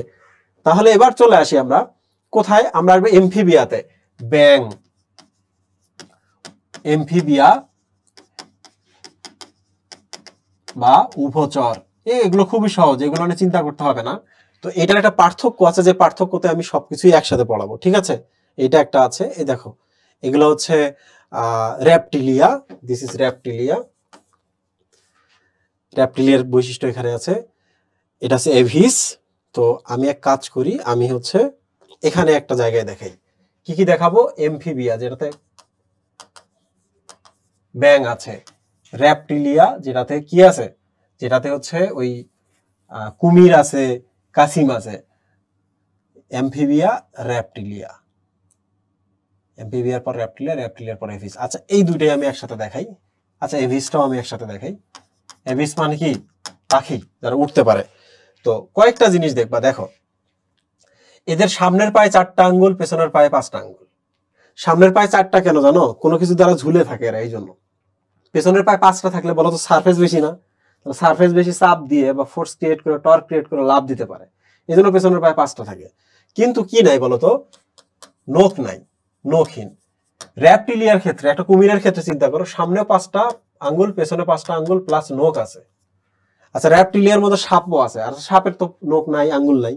আচ্ছা সাপের নাই, কিন্তু অন্য জিনিসগুলোতে বেশি মিল আছে, এই জন্য কিন্তু ওইটার মধ্যেই পড়ে। ঠিক আছে, আর এভিসির ক্ষেত্রে দেখো সামনের পা গুলো ডানা হয়, পেছনের পা কি 5টা আঙ্গুল থাকে প্লাস নখ থাকে, তাই তো সামনের পা গুলো কি ডানা হয়ে গেছে না। এমফিবিয়ার ক্ষেত্রে দেখো এবার হৃৎপিণ্ড, শোনো মাছের হৃৎপিণ্ড বুঝছো 2 প্রকোষ্ঠ, একটা এট্রিয়াম একটা ভেন্ট্রিকল, তাই না, রুই মাছ পড়ছো না, একটা এট্রিয়াম একটা ভেন্ট্রিকল। কিন্তু এই প্রথম এমফিবিয়াতে দেখো মাছের পরে যে আছে, মাছের পরে এদিকে তো মাছ ছিল, মাছের পর এমফিবিয়া, র্যাপটিলিয়া, এভিস, তারপর হচ্ছে আমরা। তো দেখো এমফিবিয়াতে 3 প্রকোষ্ঠ আসছে, মাছের কয় প্রকোষ্ঠ ছিল, 2 প্রকোষ্ঠ ছিল, 3 প্রকোষ্ঠ। এইটাও 3 প্রকোষ্ঠ, কিন্তু এরা 4 প্রকোষ্ঠ হওয়ার কাছাকাছি গেছিল, বুঝছো, অসম্পূর্ণ ভাবে একটা পার্থক্য আছে এখানে, পুরোপুরি কিন্তু দেখো নিলয়টা ভাগ হয় নাই, এটা এট্রিয়াম ভেন্ট্রিকলটা দেখো পুরোপুরি ভাগ হয় নাই। শুধুমাত্র কুমিরের ক্ষেত্রে দেখা যায় যে 4 প্রকোষ্ঠ কমপ্লিট হয়ে গেছে, বুঝছো। র্যাপটিলিয়ার ক্ষেত্রে শুধু একটাই মনে রাখবা, কুমিরের হৃৎপিণ্ড কমপ্লিট 4 প্রকোষ্ঠ, বাট বাকি যারা আছে র্যাপটিলিয়া সবার ক্ষেত্রে 2 প্রকোষ্ঠ, এই 2 প্রকোষ্ঠের ক্ষেত্রে অসম্পূর্ণভাবে দ্বিধা বিভক্তি আছে। আর এভিসের ক্ষেত্রে ডেফিনেটলি 4 প্রকোষ্ঠ, দেখো সিকোয়েন্স 2 3 3.5 4, আমরা 4। ওকে, এবার এমফিবিয়ার ক্ষেত্রে কয়েকটা জিনিস জানতে হবে আমাদের। 1 নাম্বার, আচ্ছা এবার তাপমাত্রায় চলে আসি। তাপমাত্রা, দেখো এমফিবিয়া কিন্তু দেহের তাপমাত্রা স্থির রাখতে পারে না, কোর টেম্পারেচার কিন্তু স্থির না, যে কারণে বাইরে যদি ঠান্ডা হয় এদের দেহ ঠান্ডা হয়ে যায়, বাইরে যদি গরম হয় এদের দেহ গরম হয়ে যায়। তো বাইরের তাপমাত্রা যেহেতু দ্বারা নিয়ন্ত্রিত হয়, এই জন্য এদেরকে বলা হয় অ্যাক্টোথার্মিক প্রাণী। পরীক্ষায় কিন্তু আসতে পারে হোয়াট ইজ অ্যাক্টোথার্মিক প্রাণী, তোমরা বলবো অ্যাক্টো বা বাইরের তাপমাত্রা দ্বারা এদের শরীরের তাপমাত্রা ওঠানামা করে। এই জন্য দেখবা যে তারা শীতকালে লুকায় যায়, কারণ শীতকালে বরফ হয়ে যাবে। তো এবার দেখো র্যাপটিলিয়াও কিন্তু সেম, তোমরা দেখো গরমের সময় ওরা কি করে, পানিতে নামে টেম্পারেচার কমানোর জন্য। আবার যখন ঠান্ডা লাগে তখন তারা কি করে, বিছে উঠে বা হচ্ছে নদীর পাড়ে উঠে কিন্তু কি করে, রোদ পোহায় না।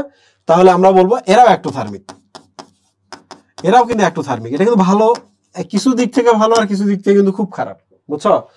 সো এরাও কিন্তু বাইরের তাপমাত্রা দ্বারা এদের শরীরের তাপমাত্রা নিয়ন্ত্রিত হয়, কোর তাপমাত্রা কিন্তু কি ফিক্স না। তাহলে বলো তো এদেরকে আমরা বলবো না যে এদের রক্তগুলো আসলে কি শীতল রক্ত, শীতল রক্ত, এরাও কিন্তু শীতল রক্ত বিশিষ্ট প্রাণী। কিন্তু তুমি যখন এই যে এভিসে চলে আসে না, মুরগি ধরিও তো, মুরগির ছানা একটা কবুতর দেখিও দেখবা গরম, এবং এরপরে মানুষও কিন্তু গরম, তাই না? তার মানে আমাদের দেহের ভেতরে যে রক্ত আছে সবসময় উষ্ণ থাকে। তার মানে আমরা অ্যাকচুয়ালি এন্ডোথার্মিক প্রাণী। এন্ডো মানে ভেতরের তাপমাত্রা স্থির, ভেতরের তাপমাত্রা কি স্থির। এই জন্য এটাকে সব সময় কিন্তু আমাদের ভেতরে তাপমাত্রা একটা নির্দিষ্ট পরিমাণ থাকে, সম উষ্ণতা থাকে আমাদের সব সময়, সম উষ্ণতা। এই জন্য আমাদের বলা হয় ওয়ার্ম ব্লাডেড এনিমেল, পাখিদের আমাদের বলা হয় ওয়ার্ম ব্লাডেড এনিমেল। ক্লিয়ার? বা উষ্ণতা যেহেতু সব সময় সমান থাকে এই জন্য সমষ্ণ শোণিত রক্ত। এটা কিন্তু খুবই গুরুত্বপূর্ণ লাইন। কোনটা? এই তাপমাত্রাটা কিন্তু খুবই গুরুত্বপূর্ণ, হৃৎপিণ্ড কিন্তু খুবই গুরুত্বপূর্ণ। ঠিক আছে, এরপর কিছু জিনিস আছে যেগুলো আমি বলি। ব্যাঙের ত্বকের উপরে বেশ আর্দ্র থাকতে হয়, এই জন্য রোদে তুমি ব্যাঙ পাবা না। ব্যাঙ আইদার পানিতে থাকে, না হলে ঘরের কোনার মধ্যে থাকে, গাছের ছায়ার মধ্যে থাকে। ঠিক আছে, ত্বক সবসময় কি থাকতে হয়, আর্দ্র রাখতে হয়। ওকে, তুমি যদি র্যাপটিলিয়ার ক্ষেত্রে, এবং আরেকটা জিনিস দেখো, ব্যাঙ কিন্তু ডিম ছাড়ে পানিতে। তার মানে এরা আসলে উভচর কেন বলে, কারণ এদের একটা সময় জন্ম হয় পানিতে, বড় বা লাইফটা কাটা স্থলে, কিন্তু আবার ডিম পাড়ার সময় তারা আবার পানিতে যায়, বুঝছো? এবং এদের নিষেকটা বহির্নিষেক, মানে বাইরে ডিম বাইরেই শুক্রাণু ছাড়া হয়, ওরা বাইরে মিলিত হয়। তুমি র্যাপটিলিয়ার ক্ষেত্রে দেখো, তুমি কুমিরের কথা কিংবা হচ্ছে তুমি সাপের কথা ভাবো, তাহলে 1 নম্বর চলে আসে এদের ত্বক কি, ত্বকে আইস আছে বা স্কেল বা প্লেট আছে, তাই না? কুমিরের ক্ষেত্রে শক্ত শক্ত প্লেট আছে। তারপর হচ্ছে তুমি যদি সাপের ক্ষেত্রে দেখো আইস আছে, রাইট, স্কেল আছে। তো এটা জানতে হবে। এদের ক্ষেত্রে ডিম কিন্তু দেখো, এদের ডিমের উপরে কিন্তু শক্ত খোলস তৈরি হয়। সাপের ডিমের উপরে চামড়ার মতো আবরণ থাকে, কিন্তু কুমিরের ডিমের উপরে বা কাসিমের ডিমের উপরে কিন্তু ক্যালসিয়াম কার্বনেটের চুনময় খোলস থাকে, মুরগির ডিমের মতো, রাইট? তাহলে এই জিনিসটা কিন্তু ডিমের পার্থক্যটা কিন্তু এখানে কিন্তু জানতে হবে, ডিম প্লাস নিষেক। তাহলে এদের কিন্তু ডিমের কোনো আবরণ তৈরি হয় না, যে কারণে পানিতে গিয়ে ডিম পাড়তে হয়, নিষেকটা বাইরেই হয়। এদের কিন্তু ডিমের উপরে আইদার লেদারি চামড়ার মতো হয় কিংবা ক্যালসিয়াম কার্বনেটের খোলস হয়। আর এদের ক্ষেত্রেও কিন্তু সেম, কি ক্যালসিয়াম কার্বনের খোলস, পাখির ডিমের উপরে খোলস না। কিন্তু মানুষের ক্ষেত্রে কিন্তু বাচ্চা হয় কোথায়, জরায়ুর ভেতরে, তাই না? সো আমরা এই 3টা পার্থক্য দেখলাম। এবার চলে আসি আমরা হচ্ছে পাখিদের ক্ষেত্রে আর কি স্পেশাল থাকতে পারে। এই জিনিসগুলো আশা করছি তোমরা বুঝতে পারবা। এদের দেহ পালক আছে, উড্ডয়ন অঙ্গ হিসাবে ডানা আছে, সামনের পা 2টা ডানায় পরিণত হয়েছে। এদের কিন্তু দাঁত নাই, পাখিদের দাঁত নাই, কিন্তু ঠোঁট আছে, বিগ ঠোঁট আছে। এদের হাড্ডিগুলো কিন্তু বায়ু গহ্বরপূর্ণ বা নিউমেটিক হাড্ডি। এই জিনিসটা একটু ভালো করে দেখবা, নিউমেটিক হাড্ডি। বায়ু হাড্ডির ভেতরে যে ফাঁপা ফাঁপা থাকে, বাতাস থাকে, হাড্ডি হালকা হয়, উঠতে সুবিধা হয়। সবাই যে উঠবে তা না, বেশিরভাগ মিললেই কিন্তু সবাই এভিস। ওকে, ফুসফুসের জন্য ফুসফুসের সাথে বায়ুথলি আছে, এয়ার স্যাক আছে, লাইক লাইক হচ্ছে আলাদা আর কি। এই যে দেখো সিরিংস কিন্তু একটা বাদ্যযন্ত্র। তো পাখিদের চমৎকার ভয়েস উৎপন্ন হয় সিরিংস এর কারণে। সব মনে রাখার দরকার নাই, 2-1টা জিনিস মনে রাখবা, যেমন সিরিংস মনে রাখবা আর বায়ুপূর্ণ গহ্বর এটা মনে রাখবা। হৃৎপিণ্ড 4 প্রকোষ্ঠ সামনে তো লিখে দিছি, ওই সবটা পড়বা। 2-3টা জিনিস লিখে দিছি, ওইটা সবটা পড়বা। আর রক্ত দেহ কি, সমষ্ণ শোণিত বা ওয়ার্ম ব্লাড, তাই না? ওয়ার্ম ব্লাড বা এন্ডোথার্মিক। পরীক্ষায় কিন্তু এন্ডোথার্মিক এবং একটোথার্মিক কি জিনিস আসতে পারে। তাহলে একটোথার্মিক মানে কি, বাইরের তাপমাত্রা কমা বাড়ার সাথে দেহের তাপমাত্রা কমে যায়। এন্ডোথার্মিক মানে কি, ভেতরের তাপমাত্রা সবসময় স্থির, রাইট? আর এটা কিন্তু মানুষের, বুঝছো, ম্যামালিয়া। বলতো মামা মানে কি? তোমরা তো ছোটবেলায় মাকে মা ডাকো, মা মানে কিছু না, মা মানে কিন্তু স্তন। মাকে আমরা ডাকি যেন আমাদের স্তন পান করায়, বুঝছো? তাহলে মা শব্দটা কিন্তু আসছে কিন্তু মাম্মা থেকে বা স্তনগ্রন্থি থেকে। ক্লিয়ার? তো দেখো আমরা কিন্তু ওয়ার্ম ব্লাডেড। আমাদের যারা পরিণত স্ত্রী মানে হচ্ছে ফিমেলরা পরিণত হওয়ার পর তাদের কি থাকে, স্তনগ্রন্থি থাকে এবং সেখান থেকে দুগ্ধ তৈরি হয়, বাচ্চারা পান করে। আমাদের বাইরের কর্ণে পিনা আছে, পিনা মানে এই যে এটা যেটা দেখতে পাচ্ছি, এটার নাম পিনা, পিনা আছে। আর ভেতরের দিকে কিন্তু আমাদের 3টা হাড্ডি আছে, মেলিয়াস, ইনকাস, স্টেপিস। মনে থাকতে পারলে ভালো, না থাকলে কোনো প্রবলেম নাই। 2টা অক্সিপিটাল কন্ডাইল আছে, এগুলো জানতে হবে না, বাট এইটা জরুরি। আমাদের ডায়াফ্রাম থাকে, এটা জরুরি। এটা তো আমরা জানি, লোহিত রক্তকণিকা নিউক্লিয়াস বিহীন। আমাদের হৃৎপিণ্ড 4 প্রকোষ্ঠে, এটা তো আমরা একটু আগে দেখলাম। আর জরায়ুর মধ্যে বাচ্চা, এটা আমরা দেখলাম, তাই না? সবাই যে জরায়ুর ভেতরে বাচ্চা দিবে তা না।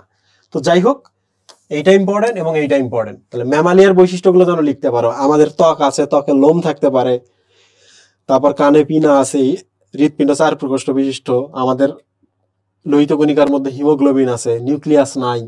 এই জিনিসগুলো লিখতে পারবে না। আমাদের রক্ত সবসময় উষ্ণ, মানে এন্ডোথার্মিক প্রাণী আমরা। এগুলো লিখতে পারবো না পরীক্ষা আসলে? অবশ্যই পারবা। সো এইটা লাগতে হবে। কর্ডাটা এবং নন কর্ডাটার মধ্যে পার্থক্য। এতক্ষণ ধরে আমরা যা কর্ডাটায় পড়লাম ওগুলো দিবা। কর্ডাটায় নডোকর্ড আছে, কর্ডাটায় স্নায়ুরজ্জু বা নার্ভ কর্ড আছে, গলবিলীয় ফুলকা আছে, পায়ুত্তর লেজ আছে, হৃৎপিণ্ড আছে, কঙ্কাল আছে, চোখ আছে, যেগুলো অন্যদের ক্ষেত্রে থাকে না। নন কর্ডাটা মানে কি 1 থেকে 8 নম্বর পর্ব পর্যন্ত।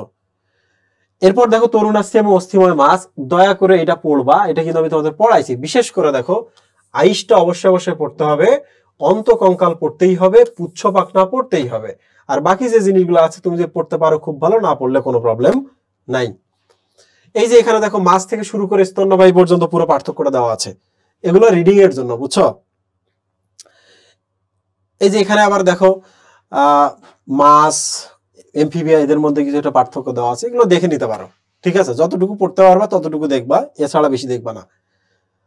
Let's practice some CQ questions now. আমাদের কিন্তু পড়া শেষ হয়ে গেছে, এখন আমরা চলে আসি প্রাণী জগতের 3টা পর্বে। রেচন প্রক্রিয়ার সাথে সংশ্লিষ্ট বৈশিষ্ট্য হলো শিখাকোষ, নেফ্রিডিয়া এবং কক্সাল গ্রন্থি। এই দেখো আর্থ্রোপোডা, এইটা আর্থ্রোপোডা। শিখাকোষ মানে কি? প্লাটিহেলমিনথিস। আর নেফ্রিডিয়া মানে কি? এনিলিডা, তাই না? এনিলিডা। তাহলে বলো তো সিলম কি? প্রথমে আমি ক্লাস শুরু করছিলাম যে সিলম মানে গহ্বর। ভ্রূণ অবস্থায় ত্রিস্তরী প্রাণীদের মধ্যে মেজোডার্মে থাকা একটা গহ্বর, যেটা পেরিটোনিয়াম নামক দ্বিস্তরী পর্দা দ্বারা আবৃত থাকে। মনে আছে না? That is Silam. ডান। ভ্রূণ স্তর বলতে কি বোঝায় বলো? ভ্রূণ দশায় আমাদের কোষগুলো বিভিন্ন স্তরে সজ্জিত হয়, তাকে আমরা ভ্রূণ স্তর বলি। ভ্রূণ স্তর 3টি, এক্টোডার্ম, এন্ডোডার্ম, মেজোডার্ম। প্রথমে আসে এন্ডোডার্ম, তারপর এক্টোডার্ম, তারপর মেজোডার্ম, ঠিক কিনা? এবার বলো উদ্দীপক উল্লেখিত প্রথম ধরনের কোষ বিশিষ্ট পর্বের উদাহরণ সহ বৈশিষ্ট্য লিখো। প্রথম পর্ব কোনটা বলো তো? প্লাটিহেলমিনথিস। তোমাদের মনে আছে 2 কৃমির আমি যখন পার্থক্য পড়িয়েছি তখন কিন্তু আমি বলছিলাম এদের পার্থক্য। তাহলে দেখো অলরেডি একটা পার্থক্য আছে। এদের রেচনাঙ্গ শিখাকোষ। 2 নম্বর কি? এরা হচ্ছে চ্যাপ্টা, প্রস্থচ্ছেদ, চ্যাপ্টা কৃমি বলা হয়। 3 নম্বর কি? এদের পাতলা কিউটিকল থাকে। ওই যে বলছিলাম নড়াচড়া কম করে, যে মুখে বৈশিষ্ট্যপূর্ণ ওষ্ঠনে, ত্বক দিয়ে যেহেতু গ্রহণ করতে হবে। 3টা তো হয়ে গেল। এবার ছক থেকে দিবা, সিলম কোন ধরনের, ভ্রূণস্তর কোন ধরনের, এই জিনিসগুলো একটু ছক থেকে অ্যাড করে দিবা। ঠিক আছে, 3টা আমরা জানি, এর মধ্যে একটা এখানে দেওয়া আছে, রাইট? এবার এইটাতে চলে আসি। উল্লেখিত শেষ 2টি অঙ্গ বহনকারী মানে এনিলিডা এবং আর্থ্রোপোডা তুলনামূলক বিশ্লেষণ করো। তুলনামূলক বলে পার্থক্য বলা হয়েছে। তাহলে বলো তো আমরা ওই ছকটাতে যদি চলে আসি, ওই ছকটা আমি এখানে নিয়ে আসি। ওই ছকটা আমি নিয়ে আসলে তুমি দেখবা যে তুমি খুব ইজিলি বলতে পারবা।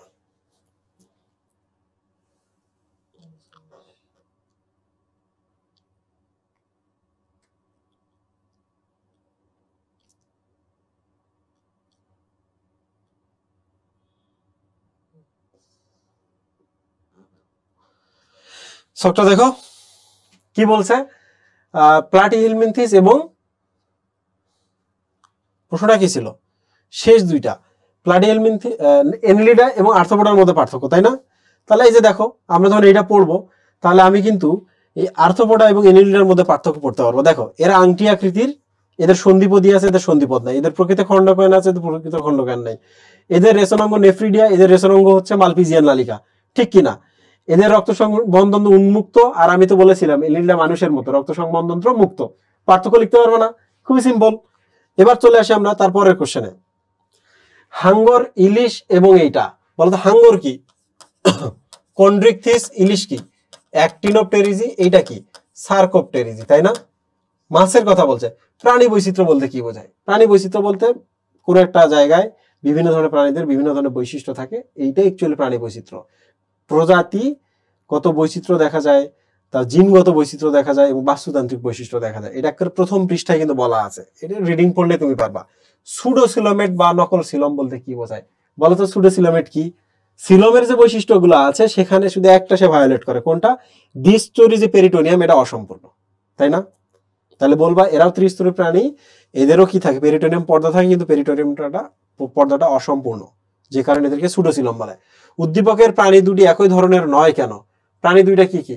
এই যে এইটার কথা বলছে এবং এইটার কথা বলছে, হাঙ্গর এবং এইটা, এটা কন্ড্রিকথিস, এটা অ্যাক্টিনোপটেরিজি, একই ধরনের নয় কেন? পার্থক্যের কথা বলছে, তাই না?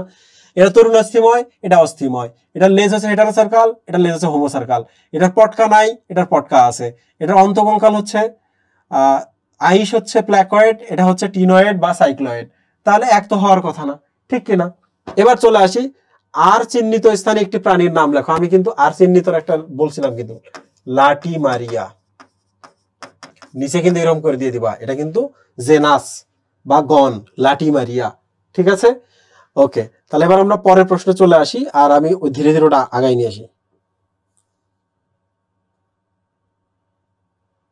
ঠিক আছে? পরের প্রশ্ন কি দেখো, এই যে দেখো ওরাল হুড, ওরাল থ্রি, তার মানে এটা সেফালোকর্ডাটা, তাই না? এটা কি? এনিলিডা। মেন্টল বলতে কি বোঝায়? এই যে দেখছো মলাস্কা পরের প্রাণীদের বলছিলাম না একটি পাতলা আবরণ থাকে, মলাস্কা পরের প্রাণীরা নরমদেহী হয়, এদের বাইরে একটা পাতলা আবরণ থাকে, এর নাম হচ্ছে মেন্টল। ওকে, উভচর প্রাণীদেরকে একটোথার্মিক প্রাণী কেন বলা? এই যে দেখো প্রশ্নটা আসছে, একটো মানে বাইরে, থার্ম মানে হচ্ছে তাপমাত্রা, তাহলে বাইরের তাপমাত্রা দ্বারা যে সকল প্রাণীদের ভেতরে তাপমাত্রা ওঠানামা করে তাদেরকে বলা হয় একটোথার্মিক প্রাণী। বাংলায় এটাকে আমরা কি বলি? কোল্ড ব্লাডেড এনিমেল বা শীতল রক্ত বিশিষ্ট প্রাণী, তাই না? উদ্দীপকে উল্লেখিত এ চিহ্নিত প্রাণী যে পর্বের অধীন তার শনাক্তকারী বৈশিষ্ট্য লেখো। উদ্দীপকের এ মানে হচ্ছে সেফালোকর্ডাটা, কিন্তু বলছে যে পর্বের, তার মানে সেফালোকর্ডাটার বৈশিষ্ট্য কিন্তু দিলে হবে না, কি দিতে হবে? পর্ব মানে হচ্ছে কর্ডাটা, মনে আছে? কি লিখবা? কর্ডাটা পর্বের প্রাণীদের কর্ড থাকে, নডোকর্ড এবং নার্ভ কর্ড। কর্ডাটা পর্বের প্রাণীদের অ্যান্ডোস্টাইল থাকে, তাই না? যেটা পরবর্তীতে থাইরয়েড গ্রন্থিতে পরিণত হয়। হ্যাঁ, কর্ডাটা পর্বের প্রাণীদের পাই উত্তর পেশল লেজ থাকে। কর্ডাটা পর্বের প্রাণীদের আর কি থাকে? পার্শ্বপদ থাকে। কর্ডাটা পর্বের প্রাণীদের আর কি থাকে? ফুলগা রন্ধ্র থাকে, ঠিক কিনা? তাহলে মজার তো, এগুলো তো আমরা পারবো। পোষক দেহে বসবাসের জন্য উদ্দীপকে বর্ণিত বিচিহ্নিত প্রাণী, এইটা বিচিহ্নিত প্রাণীর মধ্যে কি কি পরিবর্তন লক্ষ্য করা যায়? দেখছো কত ইম্পর্টেন্ট, পোষক দেহে থাকার জন্য কি কি চেঞ্জ হয়েছে, আমি একটু তোমাকে দেখাই। দেখো, এই যে দেখো নেমাটোডা, দেখছো পোষক দেহে থাকার জন্য এদের মধ্যে কিন্তু পুরো কিউটিকল চলে আসছে ইলাস্টিন নির্মিত। তাহলে এক এক করে চলে আসি, পোষক দেহে থাকার ব্যাপারটা জিজ্ঞেস করতেছে, তাই না? পোষক দেহে থাকার জন্য এদের ওষ্ঠটা বৈশিষ্ট্যপূর্ণ ওষ্ঠে পরিবৃত, বা বলবার এটা ঠোঁটে দাঁত থাকে, দাঁতের মতো গঠন দেখা যায়। তারা পোষক দেহে তাহলে কামড় দিতে পারে, ওখানে ব্লিডিং হলে তারা ওই রক্তটা কি করতে পারে? পান করতে পারে, রাইট? রক্তপাত হলে রক্তটা পান করতে পারে। 2 নম্বর হচ্ছে পোষক দেহের ভেতরে পরিবেশকে সে রক্ষা করার জন্য সে আমার পরিপাক নালীতে আছে, আমার পরিপাক নালীতে বিভিন্ন এনজাইম অ্যাসিড আছে না, যেটা দেশে মারা যেতে পারে না, তাহলে তার একটা পুরো কিউটিকল আছে, পুরো কিউটিকলের কারণে সে পোষক দেহের অস্বাভাবিক পরিবেশ থেকে বা এনজাইম থেকে রক্ষা পায়। পায় কিনা? পায় কিনা? পোষক দেহের ভেতরে চলাচলের জন্য তার কিউটিকলের লেয়ারটা পুরু হয়েছে, কিন্তু কিউটিকলের লেয়ারের ভেতরে ইলাস্টিন তন্তু আছে, যে কারণে তার কি হয়? সে সহজে চলাচল করতে পারে। লিখতে পারবে না? পোষক দেহে থাকার কারণে বৈশিষ্ট্যপূর্ণ ঠোঁট বা ঠোঁটের মতো দাঁতের মতো দেখা যায়। পুরো কিউটিকল তাকে কি করে? রক্ষা করে। চলাচলের সহযোগিতার জন্য, সহজ হওয়ার জন্য কিউটিকলের ভেতরে ইলাস্টিন তন্তু আছে। এগুলো তো এই যে এখানে দিছিলাম আমি, নেমাটোডা, এই যে এখানে আমি দিছিলাম, এই যে পুরো কিউটিকল, ইলাস্টিন তন্তু, বৈশিষ্ট্যপূর্ণ ঠোঁট, মনে আছে মুহিব? আচ্ছা, এবার চলে আসি শেষ এটা, এবার চলে আসি প্রজাতি কি। প্রজাতি হচ্ছে, প্রজাতির সংখ্যাটা একটু দেখে নিও, ঠিক আছে? পারবা। দ্বিস্তরী এবং ত্রিস্তরী প্রাণীর মধ্যে পার্থক্য, এই যে শুরুতে আমি দিছিলাম এর 2টা স্তর ও 3টা স্তর। দ্বিস্তরীদের কোনটা নাই? মেজোডার্ম নাই, তাহলে দ্বিস্তরীদের মেজোগ্লিয়া আছে, আর ওই স্তরীদের কি নাই? মেজোগ্লিয়া নেই, মেজোডার্ম আছে, রাইট? দ্বিস্তরী প্রাণীদের কি? সিলেন্টেরন আছে, মানে হাইড্রার ক্ষেত্রে, তাহলে এদের ক্ষেত্রে সিলেন্টেরন নাই। দ্বিস্তরী প্রাণীদের নেমাটোসিস্ট আছে, এদের ক্ষেত্রে নেমাটোসিস্ট নাই, ঠিক কিনা? আর উদ্দীপকের পি কিউ আর প্রাণীদের মধ্যে সিলমের ভিন্নতা রয়েছে, ব্যাখ্যা করো। এই যে দেখছো আবার ওই সিলম কি, সিলমের প্রকারভেদটা আবার চলে আসছে। কি কি? ফিতা কৃমি। ফিতা কৃমি হচ্ছে 3 নম্বর পর্ব, তাহলে প্রথম 3টা ছিল কি? হীন, সিলম হীন। গোলকৃমি হচ্ছে অপ্রকৃত সিলম, রুই মাছ হচ্ছে কর্ডাটা যেহেতু প্রকৃত সিলম। তাহলে তোমাকে লিখতে হবে কি সিলমহীন মানে কি। এরা অ্যাকচুয়ালি এদের হচ্ছে মেজোডার্মটা বিভিন্ন প্যারেনকাইমা কোষ দ্বারা পূর্ণ থাকে, যে কারণে এদের সিলম বা গহ্বরটা থাকে না, এই জন্য এরা হচ্ছে সিলমহীন। গোলকৃমির ক্ষেত্রে সব শর্তই মানে, শুধুমাত্র পেরিটোনিয়াম পর্দাটা কমপ্লিট হয় না, যে কারণে এরা হচ্ছে অপ্রকৃত সিলম। রুই মাছ প্রকৃত সিলম মানে কি, এদের সব শর্ত মানে মেজোডার্মের ভেতরে যে গহ্বর আছে তার চারপাশে পূর্ণ একটা কি আছে পেরিটোনিয়াম দ্বিস্তরী পর্দা আছে, রাইট, ডান। উদ্দীপকের আর প্রাণীটি কিউ অপেক্ষা উন্নত, আর কোনটা, এইটা, কিউ কোনটা, এইটা, এইটা অপেক্ষা রুই মাছ উন্নত কেন, দেখো 1 নম্বর বলবা যে রুই মাছে মস্তিষ্ক দেখা যায়। রুই মাছে কি দেখা যায়, মস্তিষ্ক এবং সুষুম্না কাণ্ড আছে রুই মাছের, রাইট। তো এদের মস্তিষ্ক এবং সুষুম্না কাণ্ড নাই। রুই মাছে করোটিক স্নায়ু আছে, এদের করোটিক স্নায়ু নাই। রুই মাছে কি আছে, ত্বক আছে, ইন্টেগুমেন্ট, এদের কিন্তু ত্বক নাই, রাইট। রুই মাছে আর কি থাকে, আইস থাকে, এদের কিন্তু কোনো আইস নাই। রুই মাছের ভেতরে কি আছে, অন্তকঙ্কাল অস্থিময়, এদের কিন্তু অস্থিময় নাই। রুই মাছের চলাচলের জন্য কি আছে, লেজ আছে, হোমোসার্কাল লেজ আছে, এদের কিন্তু হোমোসার্কাল লেজ নাই। এগুলাই তো আনসার, যা পড়ে আসলাম তাই তো আনসার, পারলাম আমরা এটা। এবার আমরা চলে আসি হচ্ছে বাই বাই। দেখো আমি যেটা পড়াইছি প্লিজ দয়া করে পড়ো, অবশ্যই অবশ্যই যা পড়বা তাই পরীক্ষায় আসবে। আমি তোমাদের শুধুমাত্র যারা ইডিয়ট তাদের জন্য পড়াইছি, যারা টপার তাদের জন্য পড়াইছি, বাট আমি স্পেশালি মনে করব তুমি শুধু আমার যেদিন ক্লাস থাকবে ওই দিনে এক্সট্রা শুধু ভিডিওটা দেখার পর 1-1.5 ঘন্টা এক্সট্রা সময় দিবা, জাস্ট বইটাও ভালো করে একটু দেখবা, যা পড়াইছি বই একটু দেখে নিবা, তারপর অবশ্যই অবশ্যই রেগুলার এক্সামগুলো দিবা। Thank you. এমসিকিউ ক্লাসটা অবশ্যই অবশ্যই করে নিবা। আল্লাহ হাফিজ।